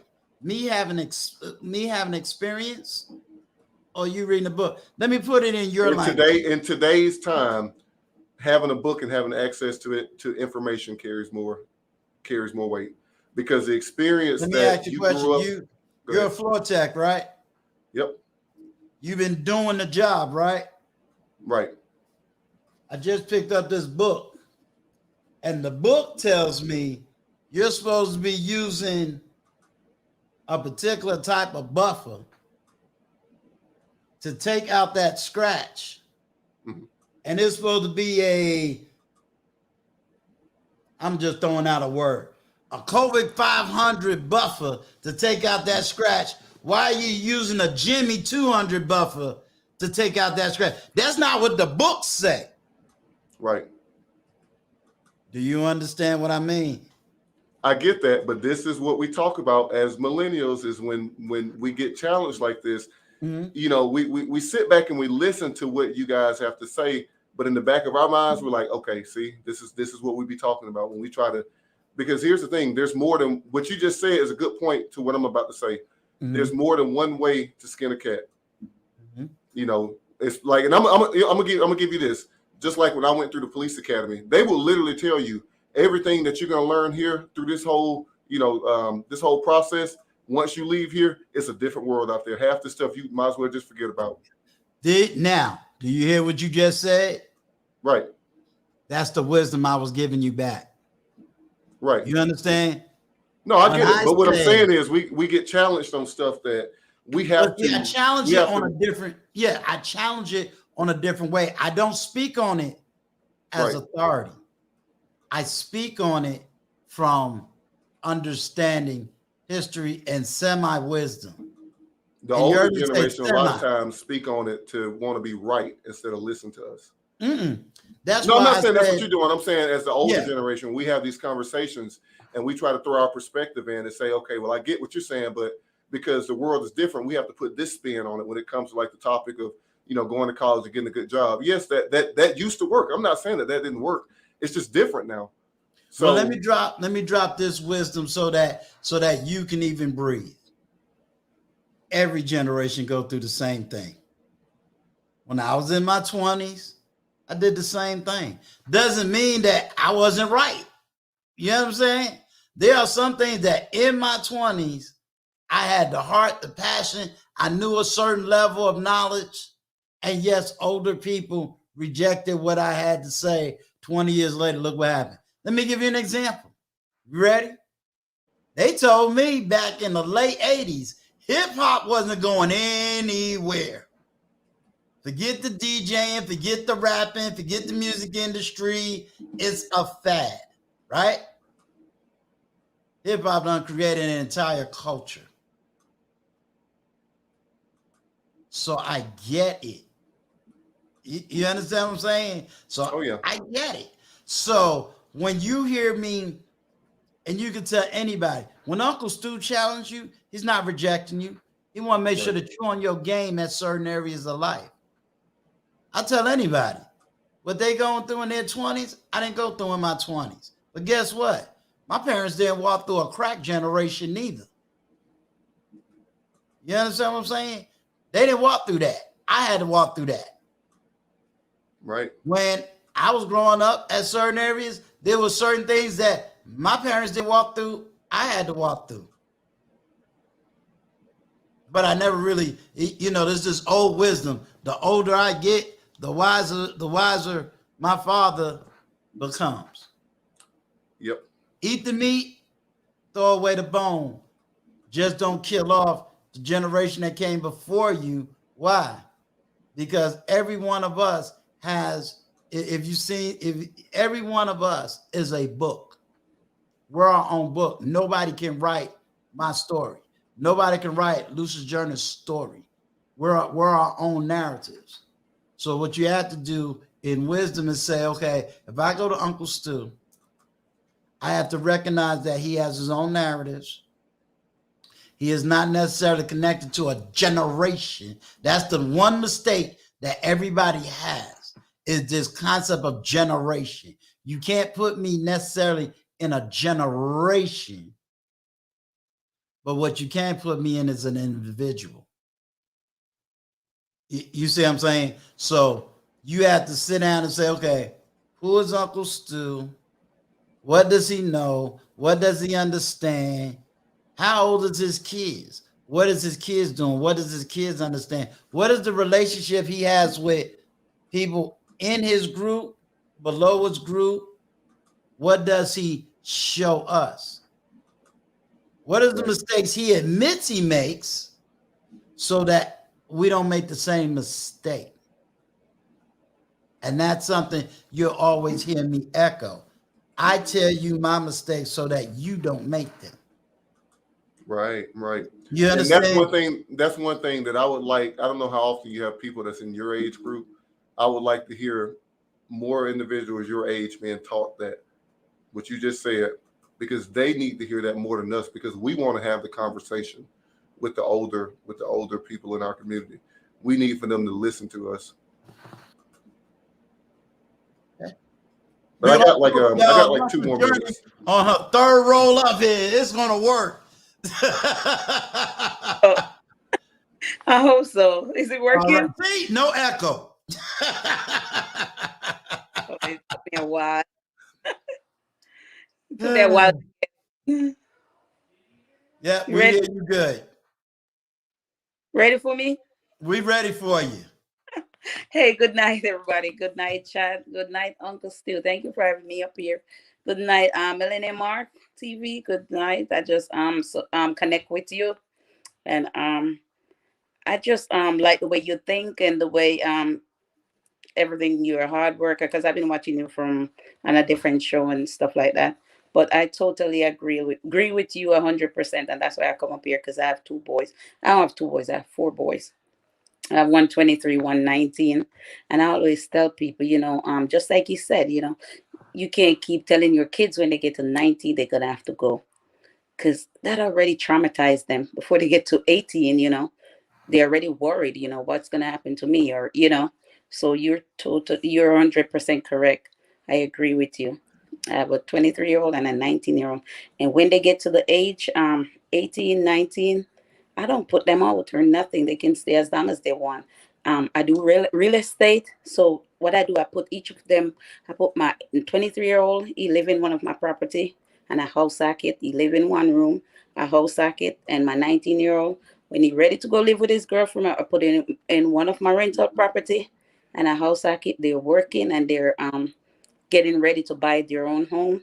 But that's what I'm saying. If they get to this age and we put them on the street, what's going to happen to them? You're totally correct. And that's why I tell people, you can't push your dreams on your kids. A lot of people said, because I didn't go to college, I'm going to make sure you guys go to college. No, that's not their dream. If they don't want to go to college, fine. None of my kids, my older kids, they don't want to go to college. We cool with that. You finish high school, good. So, they're working, they're doing their thing. I'm proud of them. College is not for everybody. It is not for everybody. And I came to the States 15 years ago from Jamaica. And I'm in the rental space. I'm in real estate. And I showed them how to do it, I said, okay, if you don't want to go to college, this is what you can do. Or, and my oldest son, he have a business, running his business. My 19-year-old, he work at Walmart, and he's under contract on his first home at 19. But when he turned 19, he wanted to live with his girlfriend. He wanted his girlfriend to move in my house with him. I said, no, it can't work. No, what I can do, okay, you two want to go off to be together. Okay, I'm going to put you in one of my rental property, because I do house hacking. So I rent houses by the room. So I said, okay, I'm going to rent you this room. You're going to pay me $500 a month. Your girlfriend stay there until you buy your own home. And, that's what we did.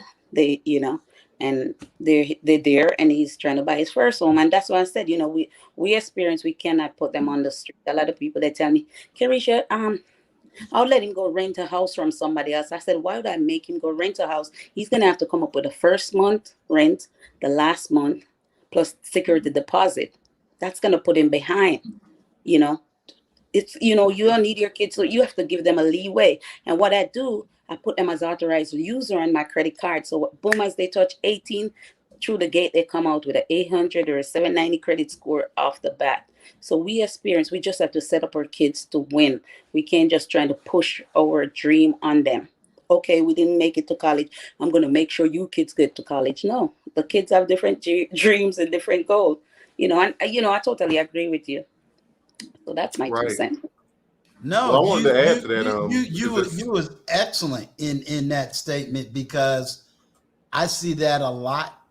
People living through their kids in many different ways, whether it's college, whether it's dreams. Some mother that didn't become a dancer, forcing her daughter to become a dancer. Men who didn't do the right thing in sports. Now you want your kid to be this athlete that you really never became. So you're on point. Millennial Mark.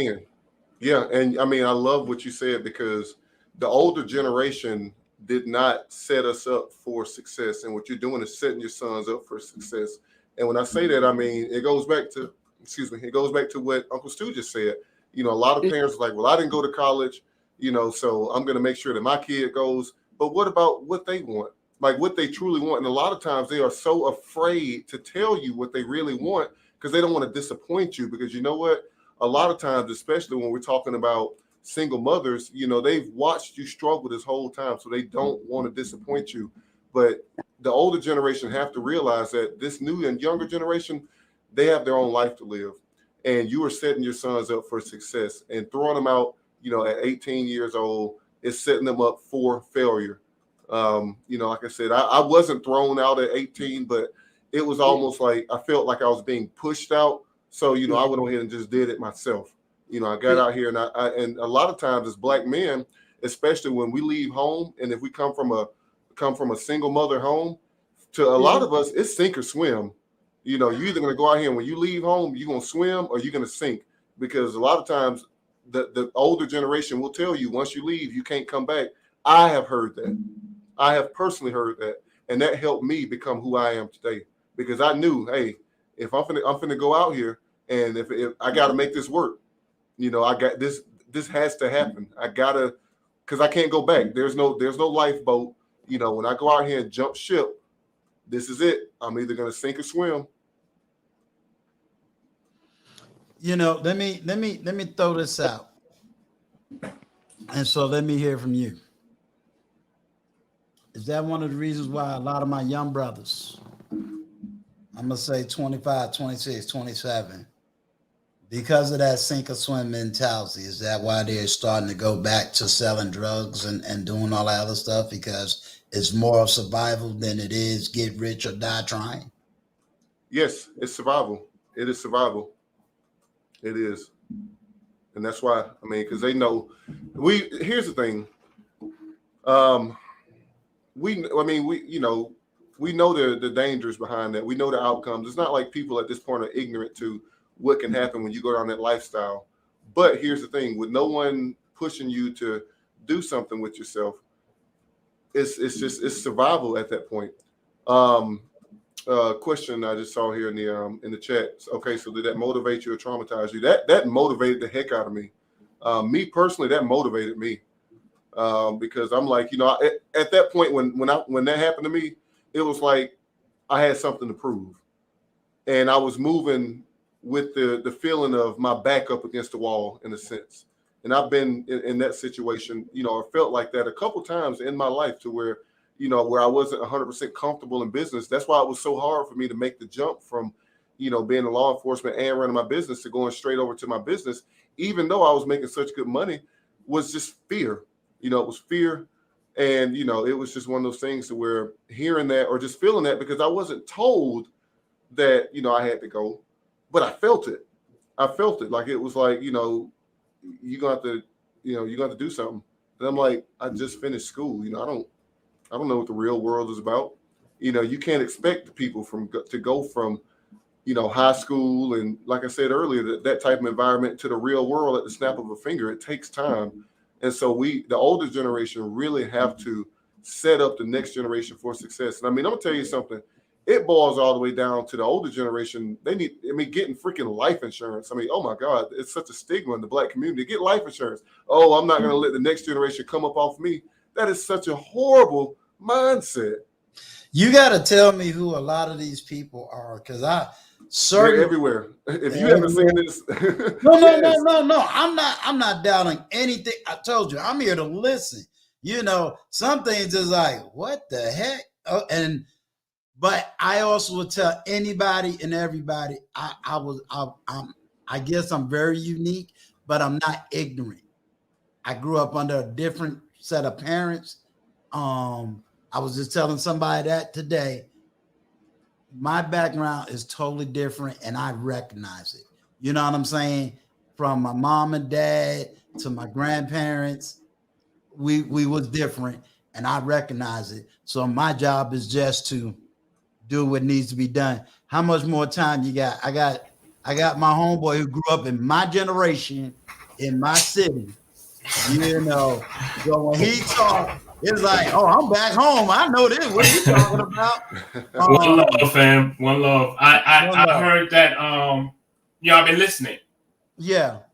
And when Millennial Mark mentioned the life insurance, boom, let me click StreamYard because he is so on point with with our generation, my generation. I'm 56, and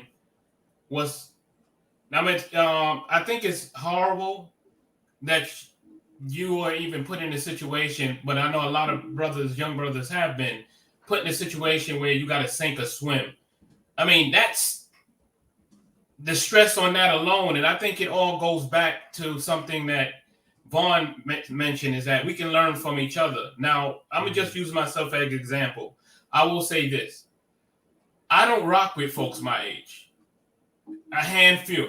Just a handful. I mainly, my circle consists of 30 and up, mid-20s, and I find that it's the communication, because there's things about this generation, meaning your generation, that I will never understand because of how I grew up, because of what I went through, which is I don't get catfishing.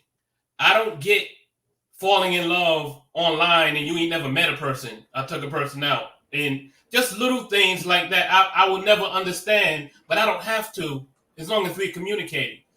And the communication, what I love is what you said, brother, is that we preparing you for what's out there. There's no excuse with what I'm about to say on that. A lot of us haven't done that because I've done too much mentoring. My job should not have been that hard mentoring. I say, wait, 3 or 4 brothers from the hood, fine. 20? Okay, something's wrong with this picture. But I will do it again. And I still do it. But the other thing with the communication is also what I noticed with young folks, and I'll blame myself on this, is that we haven't done a good enough job in letting you know what the hell we had to go through, what doors we had to open, how many times we got spat on. We're at the age, Uncle Stu and I, we lived the dog chasing in the water hose. That's not, and we sitting in front of you we've seen that. I've had my grandparents own their property. A cross burned on it. I was so young, I thought it looked cool. I said, wow, it's on fire. That's like the Fantastic Four. I didn't realize that was hate until it was taught to me. And we lived through that, and I don't think we did a good enough job in letting you know what we went through so that you can understand, not an excuse, but understand like, wow, I get it. I miss those barbershop days. I miss the days of the community. I don't like this. Y'all failed. F y'all. I'm going to roll like this. And then I get upset and I start beating my chest. What I do, I don't do that. I'm like, brother, okay. What can I do to help you?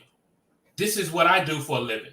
I ain't know black folks did storyboards and draw for movies. I didn't know black folk worked in advertising. What's a project manager? What's a director? What's a TV producer? I didn't know that, but I make sure. See, a lot of us, my generation don't tell it because we so busy, and again, not excuse, making sure that we keeping our house together. We got to start showing y'all the recipe. Because I tell my daughter all the time, the career you want is waiting for you to create it. Steve Jobs said that. And I live by that. And that's how I got my career to what it is now. I was able to, it was easy for me in the sense that when I say easy, knowing what I want to do. I've been drawing all my life. That's all so I knew, I said, hey, that's what I'm supposed to be doing. And I love it. And I enjoy it as a creative director. But everybody's not like that. Everybody don't have it put in front. Everybody can't take that basketball and, man, he's shooting and he's not missing it. Everybody can't do that. So by the time you are 18, I don't know where that rule came from, but I have a 19-year-old and a 22-year-old. They ain't ready to go and say, okay, I'm out, Dad. I'm on your own. And I'm not putting them out. Unless they come in here and say, I'm in love and I want this dude to move in with me. Then they do it. Then we got a problem. But as far as me even thinking about, y'all got to go. No, y'all not ready, because this world, it was rough before, but damn, what it is now. That global warming, this debt, and all that stuff, that's on us. By not watching what was going on, trying to keep our families together, at least for me. And then now it's like, okay, I'm supposed to go, okay, now here it is, pass the baton to you. I'm not going to pass you, brother, no dirty baton. No, I ain't passing you the baton and it's greasy so it can slip out of your hand and go, well, I held it. What's your problem? We can't get down like that. So I'm going to listen to you, but I definitely want you to listen to me. Let me, well, I got you up here because help me with something that was stated much earlier. So let me hear if you've heard this. Have you ever heard of because I didn't start hearing until I was in the South, but maybe you've heard it. You ever heard of this thing about, I don't want you to be better than me, so I'm not going to tell you everything? Have you ever heard that before? I've never heard it to me, but I have heard brothers that I didn't realize I was mentoring and ended up in the mentorship and ended up doing that I've heard it through them. Because I ain't gonna lie, I didn't start hearing it until I moved to the South. And then I heard it a lot. It was like, well, how you gonna move up unless you teach me? And it was like scared of, and so that's why I said, let me see if you heard it, just in case I was just in an ignorant loop somewhere. Well, no, can I jump in real quick? Because it's not something that's said a lot, but I'm gonna give you an example of what I mean. Okay. It's like when I could come to an older brother like you and say, hey man, Uncle Stu, man, you doing so good in life. How did you get there? I just believed and trusted in Jesus. Come on, man. Can you elaborate? Well, that's real. That's what I mean. Heard that. You know what I'm saying? Like, it's so vague. And after about the fourth way of trying to ask you that same question, we give up and it's like, okay, I see what you're doing. I got that. Yeah. Like sometimes it's actually said, but it's implied through a different way of saying it, but you're picking up what they're putting down because you'll hit them with 5 different questions asking the same thing. Okay, I get that, but like, what was the steps? I just believed in myself. Okay, I get that too. But what did you do? I just held my head down and I prayed to the Lord. It's like, okay, I'm done. I got you. Yeah, I got to admit now, I've heard that before.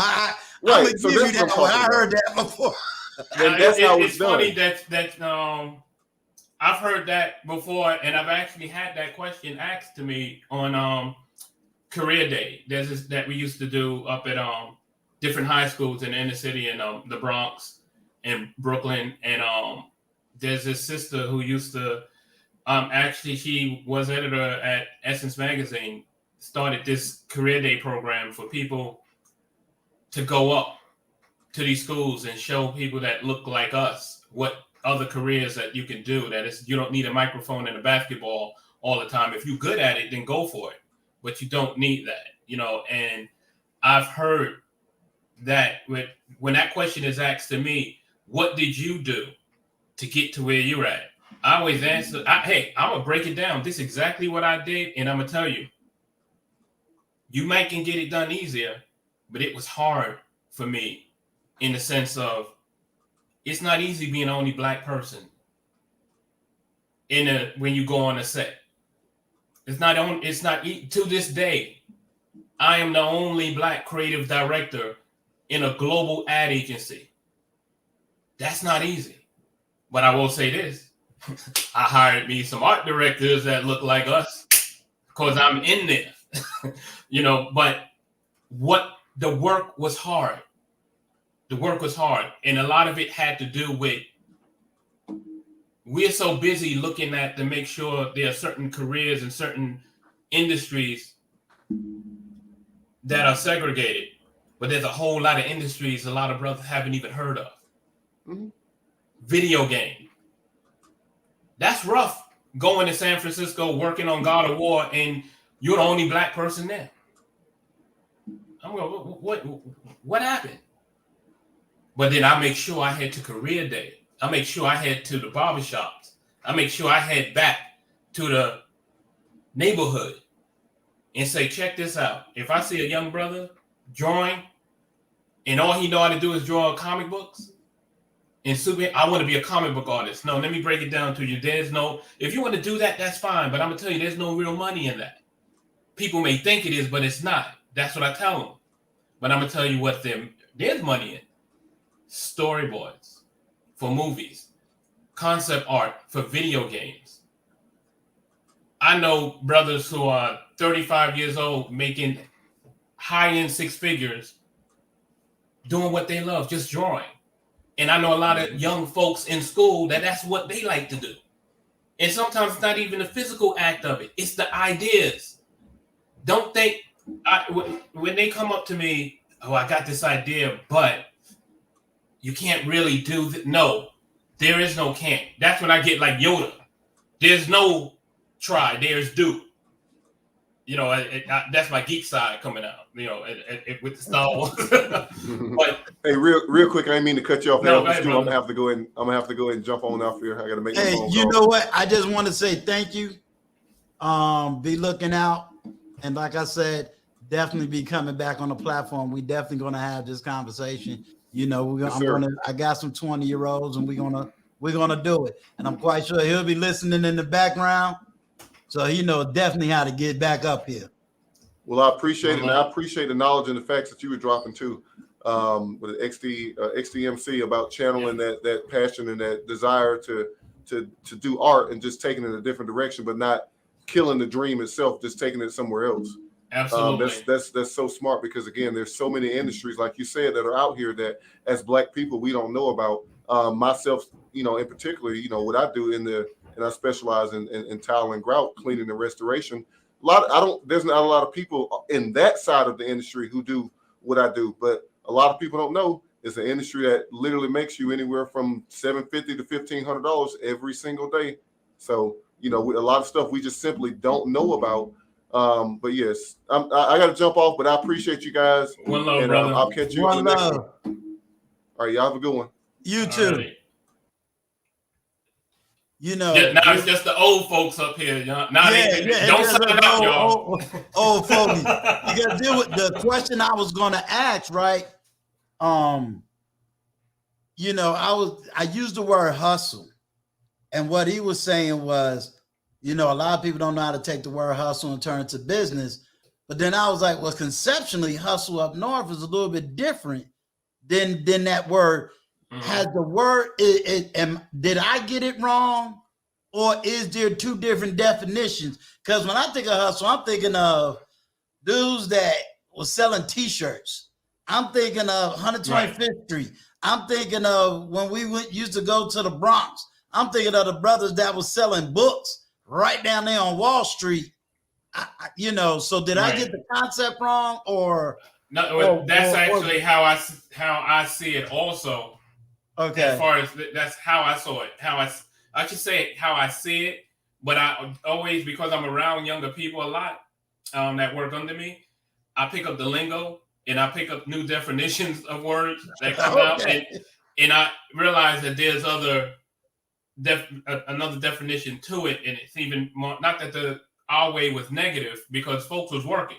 Right. It was when they look at it, getting that hustle on. Like Diddy is considered a hustler. Right. I'm getting that hustle to them, you know. Right. So you're on the same page as I am as far as how we grew up learning what that meant. Got you. Got you. Well, what I was telling him, and you'll probably see it up on the post, you know, I'm gonna put the 20-year-olds together, because I got about 4 or 5 of them in my back. So I'm gonna put the 20-year-olds, but then I'm gonna get the older generation, you know what I'm saying? People that you and I age. And I tried to make it clear that I just want the 50-year-olds and up. You know, Brown Eye says she ain't in that category, so she ain't. But I like what because it's what else is true when we talk about hustling is what Country Mama said at 9:42, and I do know that also. Yeah. Yeah. So it and that's why I even said, it might be a language where I'm saying one thing and meaning it one way, and then when you're hearing it a different way. So I definitely gotta get more into the language aspect. That way, we because it's important because it was so, and I salute and applaud you for that, wanting to get that dialogue going and learning just how they speak, how they communicate. So I think a big part where it comes in at both sides, not that just age groups, generations need, is patience. And I can speak for myself with that because I even on live streams that I haven't been on, but I've watched. Right. And I don't have a lot of patience for certain folks that like, listen, I don't want to hear, I'm gonna listen to your data, young blood, but make sure you listen to what I'm kicking to.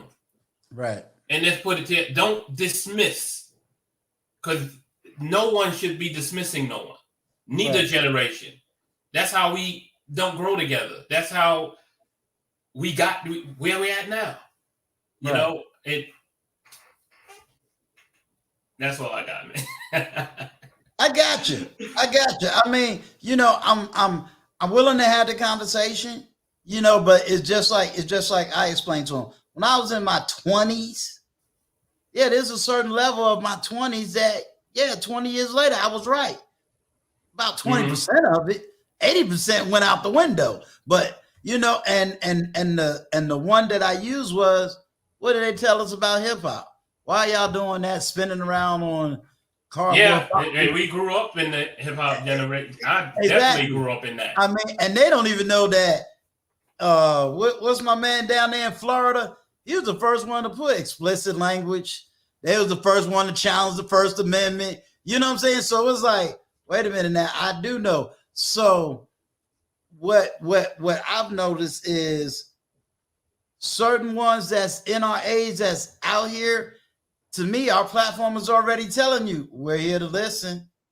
We're here to teach what you need. Now, if you come with foolishness, I'm going to tell you, no, that's foolish. Now, if you ask me, if I'm saying to you, okay, tell me what you need. I've had them tell me, I've had some say, oh, it's your generation fault. Well, what are you talking about? Then when they show me, you showing me pimps and hustlers, I'm going, I ain't hang around pimps and hustlers, so what you giving me this street gang image for? That's not where I'm from. Oh, no, see, there's the pictures of Harlem. Dude, that's not, I don't know what you're talking about. Yeah. Now, do you want to know where I'm from? I can tell you what New York was like. I can tell you, we ain't had no Crips and Bloods in New York. Not when I was growing up. I can tell you what the 5%ers is, the Nation of Islam. I can tell you about Zulu Nation. I can tell you about that stuff. But if you think I was running around with a piece on my side and ready to, no, we weren't doing all of that. So I don't know what image you got of my generation. So that's why I keep saying, well, don't look at a generation. You got to look at the individuals because you do. You can't say that because what was going on in New York City wasn't necessarily Chicago. What was going on in Chicago wasn't necessarily LA. And what was going on in Atlanta and all it, we was just like I asked TLA one time out. I said, well, TLA, what about the crack era? And he was like, well, growing up in Atlanta, we didn't have that major problem. And I was like, y'all didn't? He was like, no. He said that problem was mostly DC, New York, Newark, Chicago. So it was like, I can't even say that loosely because it wasn't a national thing. Right. Yeah, because the crack epidemic for New York, we grew up in that. And that was a hard, and they wasn't ready for it. That was a hard hit for it. And I think and again, it does go back, not to keep repeating myself, to that Right. communication and patience. And again, not dismissing, because I know for me, and that's the great thing about raising children Right. who are now in their 20s, you know, Right. for myself, because I do look like, if my daughter has done things that I would go in my head, what were you thinking? I Right. would have never done that. But I say it in my head, and then the logic kicks in and say, but you're not her and she's not you. She's growing up in a time, even though she grew up in your household and she's in your household, her reality and her world don't just exist here. She has to step out. She has to meet other people. She's traveled, you know, and she's in college. So there's going to be some things that I'm not going to understand, but I don't dismiss it. I want her to talk to me and explain it to me. Right. And sometimes she needs some patience too, because sometimes I was like, well, wait, I don't get it. Oh, daddy, you know, honey, I got patience with you. I know I'm older and I'm supposed to have it, but can you have a little bit with me? You know, and we get through it. We get through it. And again, I like what you said with the individuals, because it is an individual thing also, because even when I mentioned this before, I have 2 daughters. Mm-hmm. They are totally different people. My youngest is, I say, honey, don't put your hand in that fire, because fire will burn you and you can get hurt. Oh, daddy, thank you. I'm glad you told me about that. My oldest is, honey, don't put your hand in that fire. You can get hurt. You can burn yourself. How do you know? Let me see. Ah! She learned her lesson. Right. She's that's her. And what's funny is now she knows it and she laughs at it, but she thinks one of the best rewards I've ever gotten as a parent up to this date is her saying thank you for helping me miss as many road landmines as you could. Thank you. I get now what you were saying, and I'm glad you never stopped saying it, because I'm guilty of this, and a lot of people in our generation are guilty of this. I already told you once, boy. I'm not going to tell you again, and then we won't say it again. No, we got to say it again. I don't care if it gets on your nerves or not. It's going to save your life. Mm-hmm. It's going to help your life. It's going to help your marriage. It's going to help you with everything. Let me keep saying it. Right. Man, got me up here talking tonight, man. Hey, look, I got Vaughn, my moderator. He like, I will come up, but I can't uncam. I got to give my moderator, because I know he was in the back steaming. Come on, Vaughn. You ain't got to cam up. I know Vaughn was steaming. And I want everybody to understand, I'm not talking about Vaughn steaming mad. Vaughn steaming with wanting to say and really get out his love and his compassion for what he heard. So, yeah, come on up, Vaughn. Yeah, because the only reason, well, we know Vaughn, so it's cool. The only reason I don't like camming up a lot, but I think for me, what I've seen recently with folks' YouTube channels getting in trouble. Yeah. Let me cut my camera on so you know that it's XDMC. Yeah. But I think I'm gonna have a different way of doing certain things, because I think what I'm gonna do is get me like a list of 4 people that I know, and when I go live, it's like, okay, let me send you straight the link. Let me see, where I know who the heck is coming. You know what I'm saying? Because yeah, you got people hating on you, man, for no reason. Like, what are we doing? I don't get it. It's a bit on why I stopped. I have a channel, but I don't do anything with my channel. I just don't have time to with stuff that I'm doing. And so a salute and applaud to everybody who can do this. I just like supporting the community. Right. And I have not been doing that a whole lot because it's just the stuff that I've been seeing. It leaves a bad taste. Well, let's put it this way. Let's because I'm about to do 2 videos that's coming up. I'm too old to be dealing with foolishness. And I'm too old. If you tell me to be a man is to fight you every day, that's not being a man. I don't have time to fight you. I'm a man of peace. I ain't got time for all that. Let's fight. Let's argue. Yeah, this is how men do. No, you ain't built nothing. When you build something, you respect what other people build. Period. When you ain't never built nothing, then you have no respect for nothing. And it doesn't matter what you built. If you built a car and I built a boat and Vaughn built a house, we ain't trying to destroy it because we built it.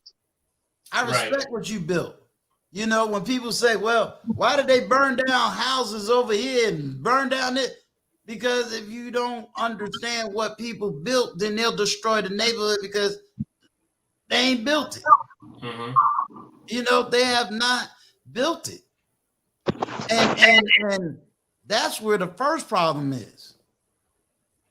And actually to applaud and salute everyone's success. You know, if you have one, you really don't need to know how much money I have. But if you have more money to be more successful than me and you're younger than me, I am moonwalking for you, bro. I'm like, yes, progress. Yeah.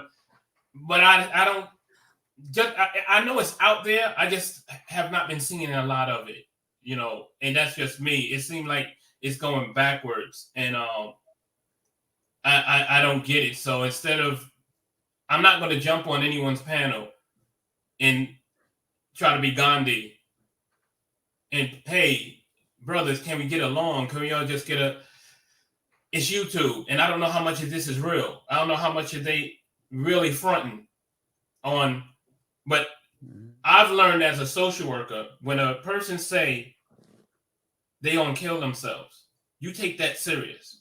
Mm-hmm. When a person threatens you, you take that serious. Mm-hmm. I can't cut that off. To me, there's nothing funny in that.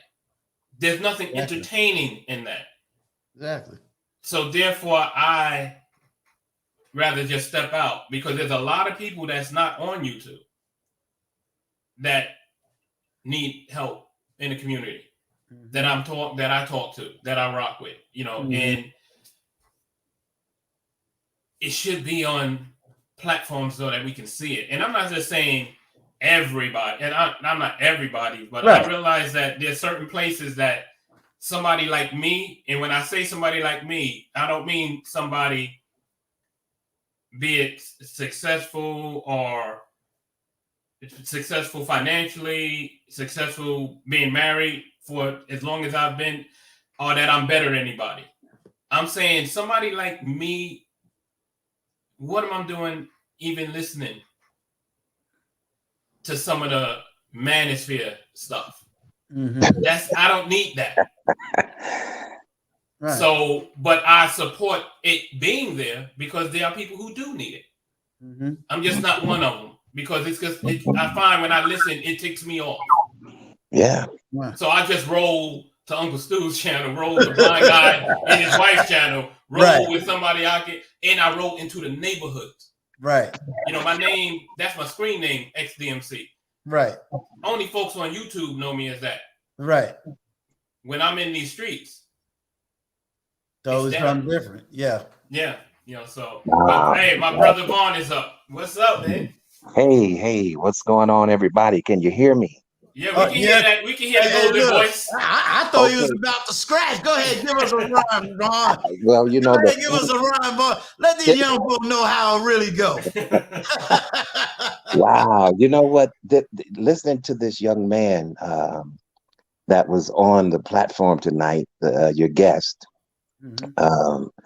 You know, it really makes my heart bleed a little bit, because I don't want it to be that way. I don't want it to be that gap of separation like that between the elderly, the people who have grown and have some type of wisdom and have a good word to share, you know, and to have that type of gap between us and the youth.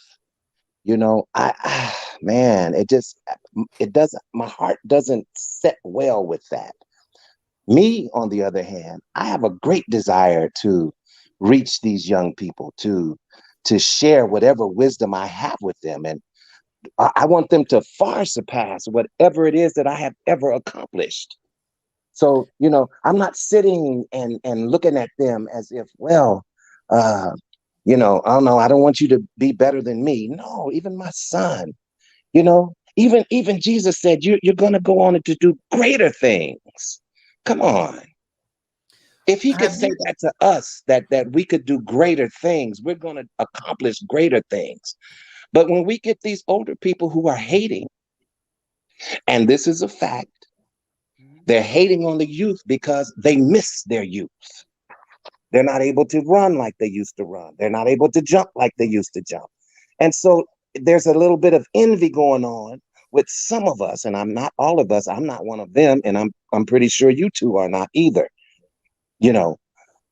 But man, we have to figure out a way to reach and get to these young people and share the wisdom that we do have. But we're not going to be able to do that by just browbeating them with our traditions, you know, and the way it used to be, because it's not the way it used to be. There are some principles and morals from our time when we were youthful that still should apply today.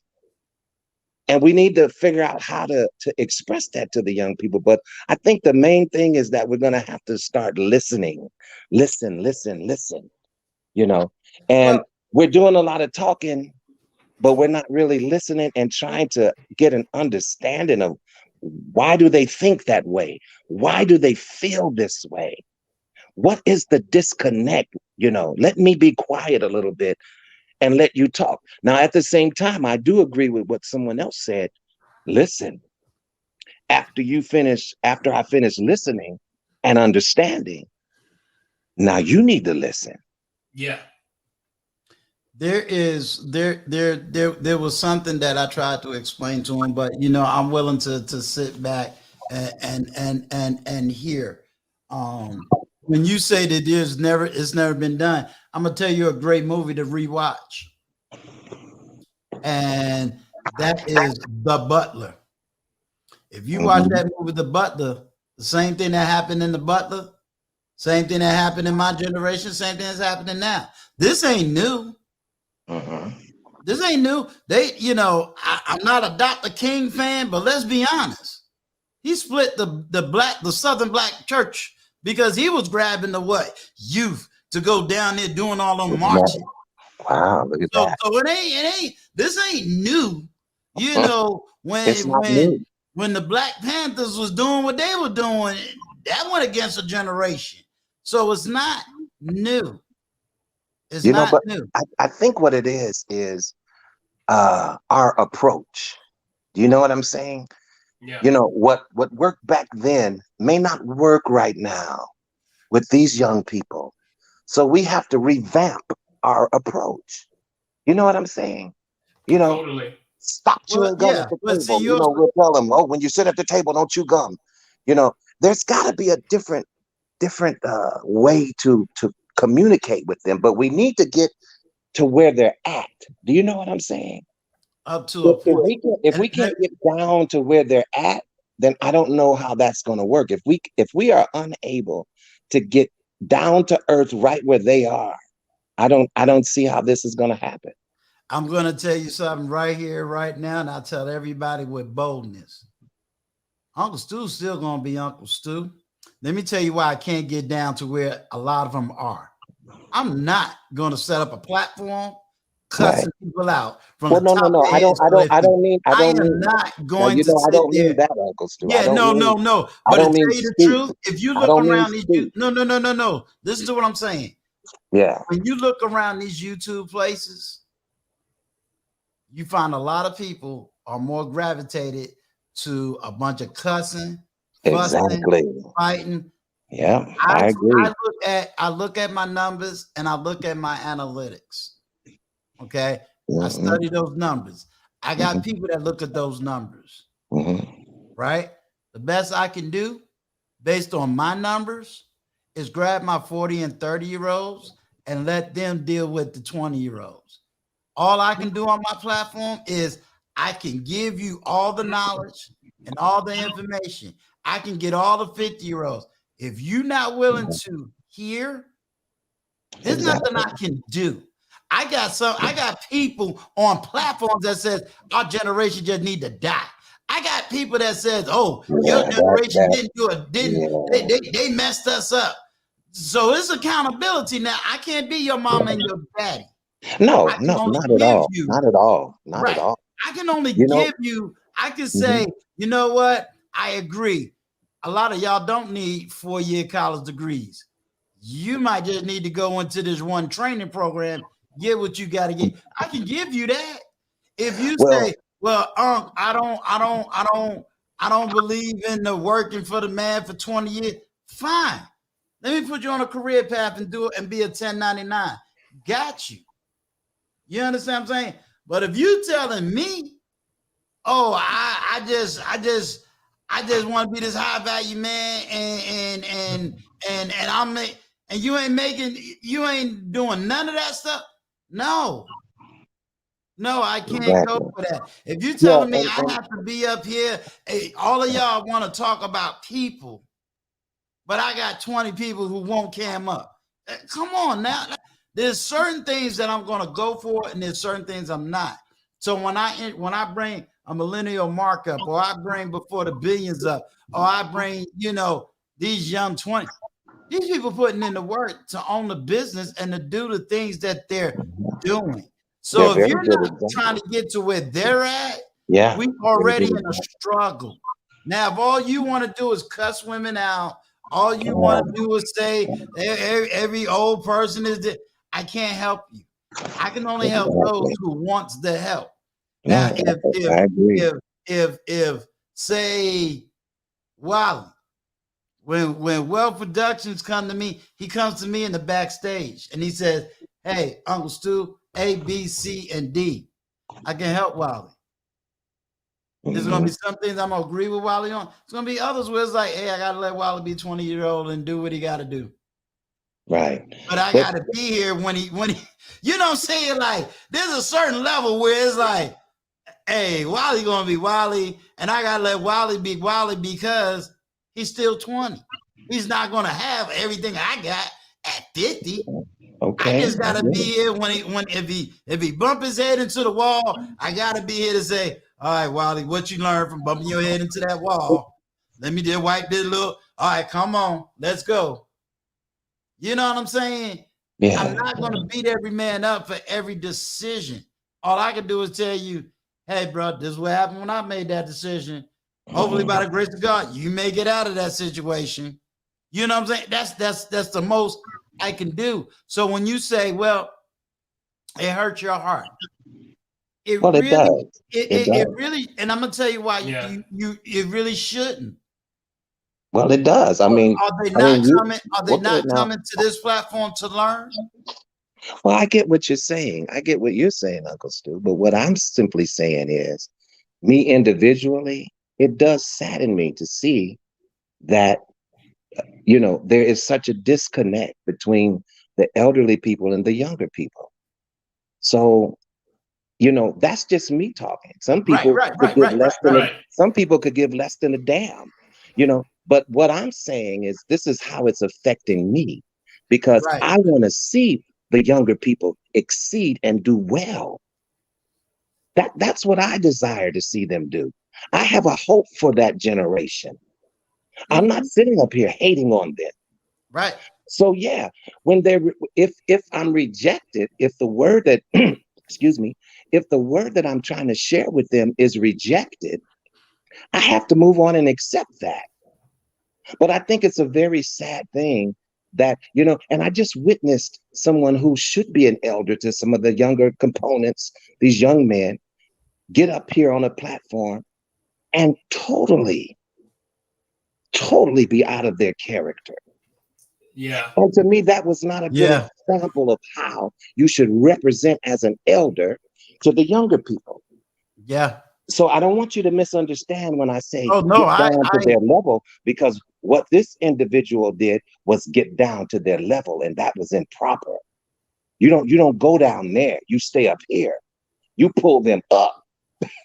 You see what I'm saying? So when I said when I said get down earthly with them, get down in a place to where they are. You know, Jesus had to write in the dirt to make an explanation. Do you know what I'm saying?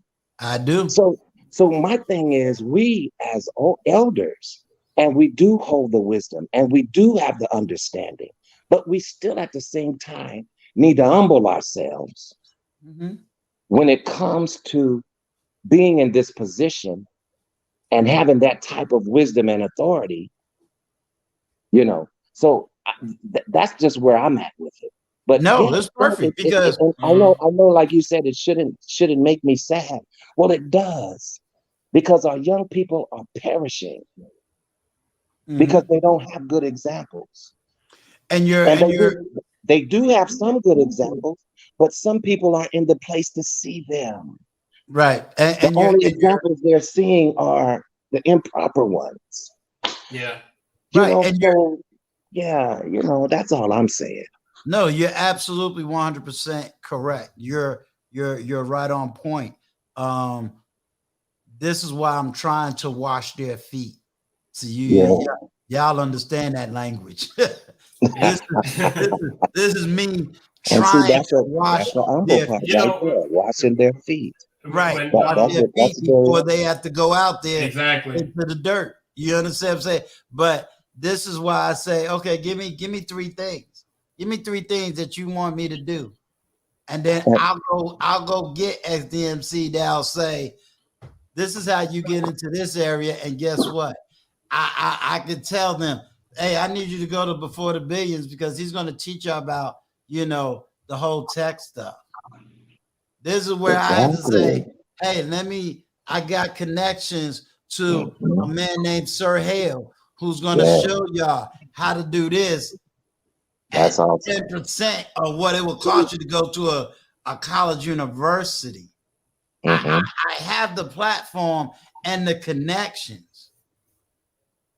The only reason why you hear me trying to fight for the 1,000 and the monetization is not so I can sit up here and say, look at my new car, my new house, I had all the material things before I even started a platform. It is because I got to pay people for their time. I can't go out here and get you a psychiatrist, because that takes money. You know what I'm saying? I can't run out here and say, oh yeah, you want me to get you XDMC? I get, that's time. At the end of the day, all this stuff takes money. I can get you the people. Amen. But it takes money. It takes resources. That's right. It takes resources. That's right. But Uncle Stu, I would just like to say this to you. You're doing an excellent job. Well, thank you. You know, and that's why I appreciate being a part of your channel and what you're putting out there, because the content is excellent and it's very informational. And we can all learn from your platform. So I'm basically here to support the platform. I am a behind the scene type of guy. You know, I don't like to be in the front a lot, so I don't mind moderating, you know, but no, by all means, I agree. I'm not in disagreement with you at all. I don't want you to feel that way at all. I don't. You know? But you know what's cool with Uncle Stu though, Vaughn, with his platform? You can tell he's learning too. Exactly. We're all He learning. shows it. He's like, well, I ain't know that. Tell me. That's right. No, you know, that's right. I love that. I love that, because I'm sitting back too going, oh, man, exactly. I didn't know that either. Okay. Yeah. And so the dialogue is cool. And that's what we need, dialogue. And one of the things I know that, because I said earlier, I tend to, and I never really noticed this until my wife pointed it out, that you notice most of the people you hang out with, you're the oldest one in the room. You hang out with it, and I thought about that one day, and I said, "Yeah, I actually never thought about that." But I do find that because I'm energetic, I love new ideas. I love to see folks ride higher than me. I want you to have more money than me, because so that way you don't have to ask me for any. You know, Yeah. I want you to be more successful than me. And one of the things I notice when I do talk to the young folk, I hear this comment a lot that they tell me. They say, "You see me. Yeah. You're not talking down to me. You Yeah. hear me." And I hear a lot of apologies, because some of them come off like, I have to remind them, okay, do not forget who you're talking to. Now that's the truth. Now, Respect. once I put that back, Yeah. oh yeah, I forgot. I forgot you, uncle. You uncle. And then we get back on the same field, and we just start talking, and we start growing. And there's and what I hear what Vaughn was saying about getting in the level.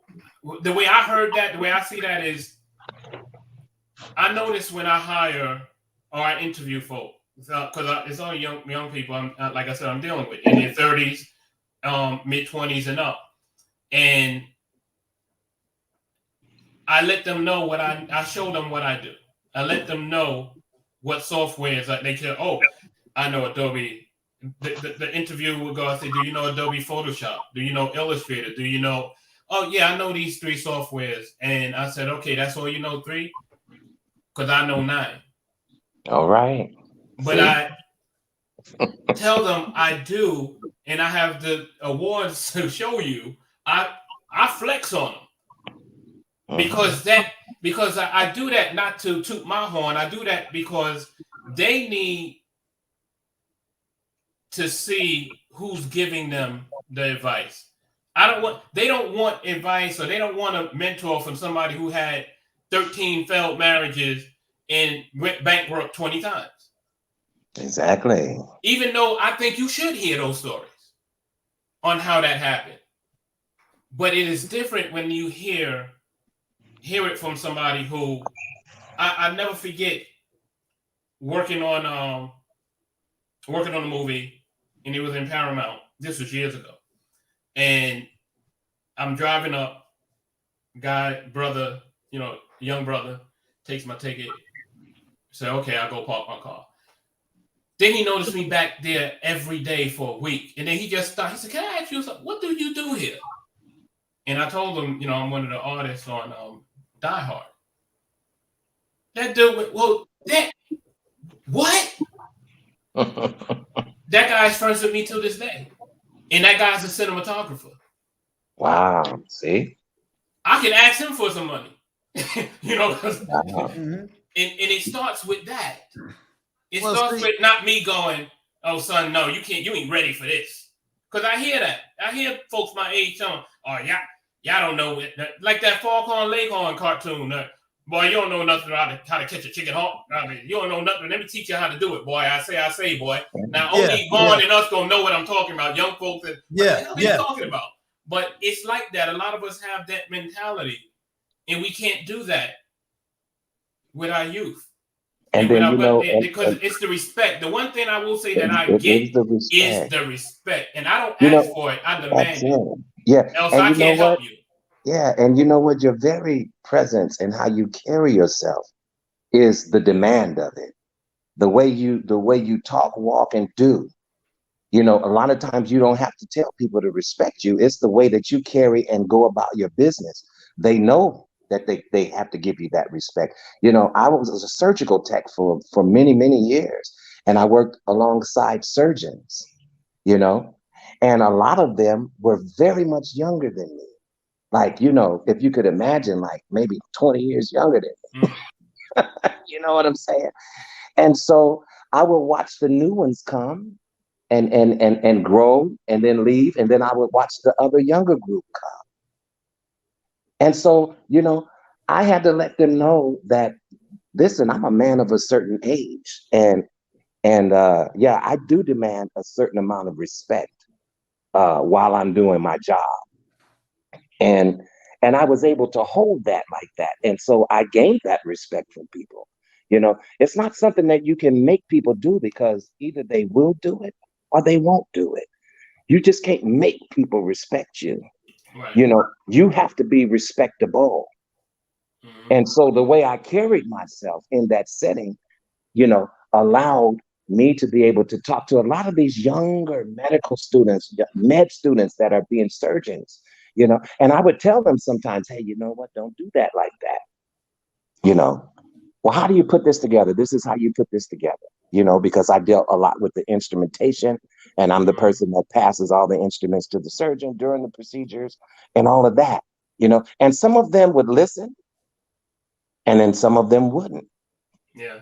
Even during a surgery, and even to the point to where the attending surgeon, the main surgeon, would say, listen to Vaughn, he knows what he's talking about. And I wasn't even a surgeon. Wow. But I knew I couldn't go beyond my scope, because listen, I can't tell you how to do what you're supposed to know how to do. Right. And then right. you come back and blame it on me. You see what I'm saying? Mm-hmm. But I will say something like, looks like a lot of bleeding right there. You know what I'm saying? Yeah, like what you gonna do about that? Well, that's kind of where I am. Real quickly, she stole my thunder. Yeah, I'm trying to catch him in the back over here too. That's really where I am. I'm gonna listen. I'm gonna see what I can do, as much as I can do, and get it out. You're doing it though, brother. You're doing it. Oh, you definitely doing it, Uncle. You're definitely doing it. When you're doing it, when you have to start blocking folks and bots and stuff coming up in your Yeah. Oh, you see that, right? They're coming after you, man. They're coming after you. They're coming after you. But it's okay. But in all seriousness, you're absolutely right. I see a lot of things that's going on many of these platforms, and I'm by far not the YouTube police or any of these things, but it's sad that some people don't want to see advancement of a community. It's sad if you got to turn around and divest and diverse into other communities, because they don't have all that confusion going on. Let's just be honest. They ain't got that. I done been over there many times. They ain't got that stuff going on over there. Yeah, I'm over on chats with it's again the geek side of me. With video games. Which those platforms are huge. Yes. And some of them don't even have a moderator. No. Because nobody's flipping like that and acting like that, or getting on live streams and it's like Vaughn said, and of course we don't get down like that here. We're not saying any names or anything like that, right. But I know exactly what Vaughn's talking about, because I was sitting there going, wait, this dude's the same age as me. Thank you. And that's how you getting down? Thank you. More than once? And ain't that much clicks and likes in the world that's and it's sad. And again, that's why you see me on places like Uncle Stu and Blind Guy. Listen, I'm with you. I'm with you on that. I go with Blind Guy now because I'm a vegan. So, it's like, okay, what we get ready to eat? I can't go to too many sites where I get some vegan food. and it's not, because what's surprising is, and when I say that, I don't want any of our young viewers to be like, oh man, you can't hang, or you don't want. It has nothing to do with that. It has to do with my spirit and where I've been. Again, I'm 56 years old. I'm not 80. I'm not 90, but I'm 56. That's right. And it's about to be 2022. Now do the math, and you look at the history. What I have seen, that's right. What I've gone through. I don't need that type of energy and that type of stress. I don't need that, it's not that I can't hang. I refuse to hang. Right. With that, exactly. I will get on, and I guess that's why again I hang with more and deal with more with the younger folks because I'm on the Overwatch, which is a video game. I just tune out, get on Overwatch, and then when they see my name, which is Dolomite Prime, when they see my name on Overwatch, and then they find out, wait, that's you, and you at this level. But man, you an old dude. What are you doing on Overwatch? Oh, I'll be killing them, Uncle Stu and Vaughn. Yeah. See, my son would love that, man. He would love that because he's all into it. But yeah, wow, but that's awesome, man. That is awesome. Yeah, but see, it's always like before the billions. No, I got the biggest joke. I'll go. Let's say he done did some long lie. I'll put my name in there. But based on the conversation, I go, nah, I'll leave that one for y'all. I ain't getting up there. I can't contribute. I can't do nothing. But I'm there to say I support you. I'm there to say I'd rather you be talking about anime and because it was one time I think it was just me, XDMC. I don't know if you was on the panel, Vaughn, somebody else. It was older. And I was teasing before the billions. I said, see, before the billions, us older folk, we talk about Star Wars. He was like, I'm a grown man. I can talk about anime, but it would let me know, like, hey, I ain't mad at you because if I can't talk about a subject, I ain't gonna belittle you. You know what I'm saying? Right. Like, I'm gonna give you that. She stole my thunder. Love her. They be having conversations. I be like, I just came just represent. But if you ask me to come up here to talk about it, now that's all right. I'm gonna stay in my lane. Yeah, that part. But it's cool to have she stole my thunder in the audience because she keeps me in check because you don't know what she gonna clip. Yeah. And actually, I you don't must know. have been good because she ain't clipped me in a while, so I must have been real good. And no matter where you are, me because I gotta work with Frank Gooden. I mean, I'm gonna tell you, out a man. little bit. I mean, come No on matter now. where you are, somebody can clip you. So you always should be on point because no matter what platform you're on, they can clip you. Oh, she clipped me one night on Melissa's platform, and we was there just and I was drinking, and all I need is one drink, and I'm drinking. It's Friday night, and I saw the clip, and I said, "Oh no, she didn't put that up there." Well, Vaughn, I already knew I was gonna get clipped. It was the one where my chair got stuck and I couldn't move it. I didn't see that. And I even advertised. I said, "Oh, she done got me, y'all. I'm about to get clipped." I saw that. Who did that? Oh, she stole my thunder, man. She is brutal. Yeah, but Vaughn, you have to say, isn't it a blessing for somebody to clip you for laughter? Exactly. Oh, we clipped them and take one sentence and make a 30-minute video. Wow. Out of it. I'd rather be clipped and it's like, oh man, yeah, that was funny. Yeah, that was so funny. Yeah, I remember that time in the show. Yeah, that I knew it. It was like, oh, here she go. Like, it's what you gonna do but laugh, but be able to laugh at yourself. I was cracking up, and I did see that video, but I didn't see it on your live. I just saw it on. She stole Thunder page, and I'm saying, "Oh, Uncle Sue's gonna be on." She saw, and I'm looking, and you messing with your chair. Yeah, I totally missed that. If you go to her page, it's up there. She still has it up. And at least she clipped the part where when I finally sat down, I said, "Oh, I'm in trouble. She done clipped me." Yeah. Wow. But you had no choice but to laugh, and you know it was coming. It was like, oh Lord, that's that clippable moment. I love it. Fam, I have to run, but it was glad I jumped up, and it's always therapeutic. Yeah, for me good. also. Yeah, so I'm glad definitely. keep doing you. and I'm here to support in any way that I can. Me too. Got Me you. too. Me too. One love, family. Vaughn think being in the back. All right, now, Vaughn, never think that you being moderator is a light thing. It is very, very important, because I am not always looking at the chat. I am trying to concentrate on who I'm talking to. Exactly.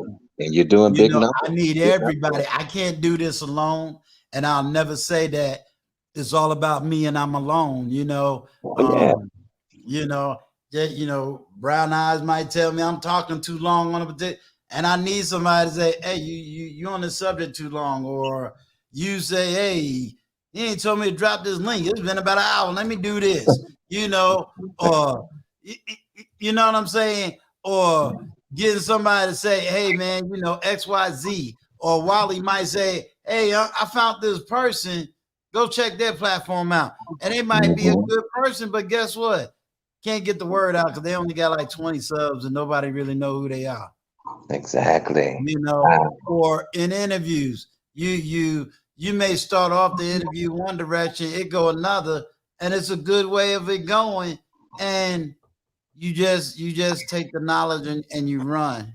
Oh and yeah. that's how that go. Well, I'm definitely here to support because I believe in what you're doing. Well, thank you. There's a lot of little channels on here in this YouTube world, and a lot of it is garbage. So when you find something with the caliber of what you're doing, I think it's very worth investing my time in. And so I have absolutely no problem doing that at all.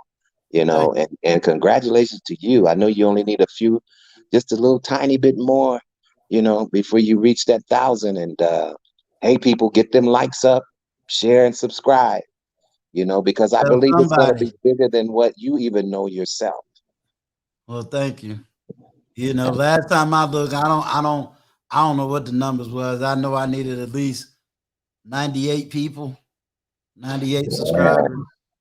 Yeah, I looked up and you had 811. I'm like, wow. Yeah. Look at this. And all of the time that you have invested into it and all of your sincerity and effort. See, your gift is going to make room for you.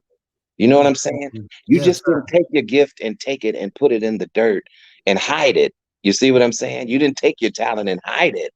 Right.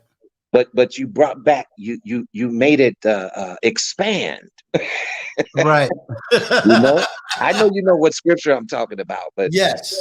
You know what I'm saying? Your gift will make room for you. And I didn't understand that scripture where the person with the one talent, it was taken from them. And I said, well, wow, why would you do that? The other people had a whole bunch of talents. Mm-hmm. You know what I'm talking about? Because at the end of the day, it's not about me. It's not about my ego. It's exactly. Now, I tell anybody that subscribe, you're not a number. You're a person. Yeah, somebody put 913 up there. That's it. Yeah, that's where I'm at right now. Man, you're not a number. You're a person. You're a human being. I don't have time for foolishness. I don't have time for jealousy. I don't have time for that. What do you want? What do you need? What can I provide for you to make you a better person?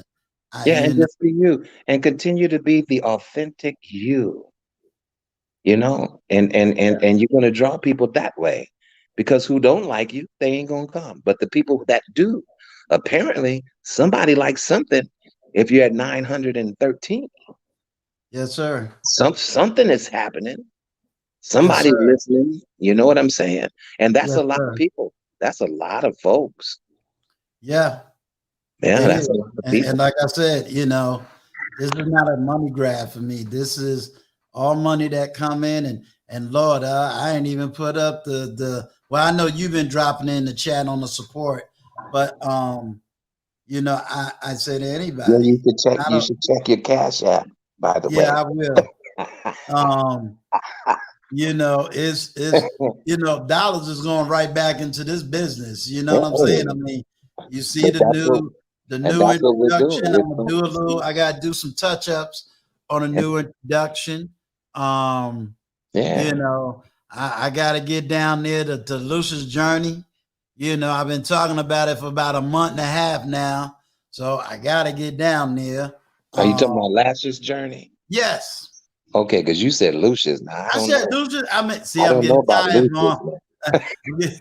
She gonna come and beat me up. I'm getting tired. But going down there, so that way I can do some production work with her. That's awesome, man. I love your intro. Uncle Stu, the intro is fire. Thank you. All of that Thank that's you. going on is so professional, man. Thank Yeah, you. I want to be like you when I grow up.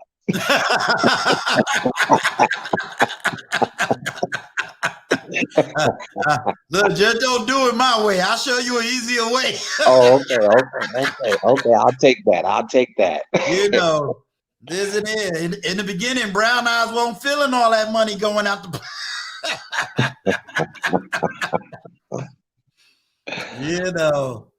Well, So, God bless you, man. It was a great learning experience tonight, and it tugged on my heart. It made me want to be a better person. yeah. I want to be able to contribute even more. So, but I appreciate the young man that was on it. Your sound went out. Did my sound go out? Yeah, it faded out just for a little bit. Oh, okay. I don't know. Maybe my phone is hot. I don't know. All right now. All right. Somebody's telling me to do a mic check, so you still can't hear me, right? Yeah, it's going in and out. Oh, okay. That means it's time to stop. Now it's clear. Oh, it's clear now. Okay, it's raining out here, so I don't know. I don't know what's going on with that, but it's really raining in Southern California. If you could believe that song, it never rained. Well, you know what they say now. Now, if you want to go back to my grandmama in them days, they tell you when it rains, you get off the phone, turn off all the lights. Exactly, and don't stand by that window. Get away from that window. That's right. But I appreciate you being up here with me, Vaughn. And yes, sir. Thank you for having. I'm gonna definitely get ready to close down this live stream. I think we had a very good, productive live stream. Got another one tomorrow. Let's see. I know I got this calendar up here. I got Security Boss coming through tomorrow. Okay, I like her. Yeah, Security Boss will be here tomorrow. So we're gonna have a good time. All right, sir. Good night, and until we meet again. Until we meet again, which will be right, be right there tomorrow. Yes. Yeah. But I want everybody to know that's in the chat. I really appreciate all of you that's both in the chat and just those that's listening to me that's outside the chat. I do not take you lightly. Make sure on your way out, you hit that subscribe button. You send me a comment. Definitely share the video, although this is going to be a long one. But, find a video on my site, share it, and definitely subscribe. If you like it, I guarantee you there's one more other person that would like it too that may not be subscribed here. So let's get these subscribers up. Check out another video because that's going to help with watch hours. And if you like what you hear, you liking what you're seeing, we got to put in the work. We in this together. I love each and every single one of you. Remember, you're not just a number, you're a person. So I want to thank each and every single one of you, and I don't take you lightly. Uncle Stu, say peace. This is Uncle Stu, the old man on the block. Like, comment, share, and definitely subscribe. Emancipate your mind. Peace.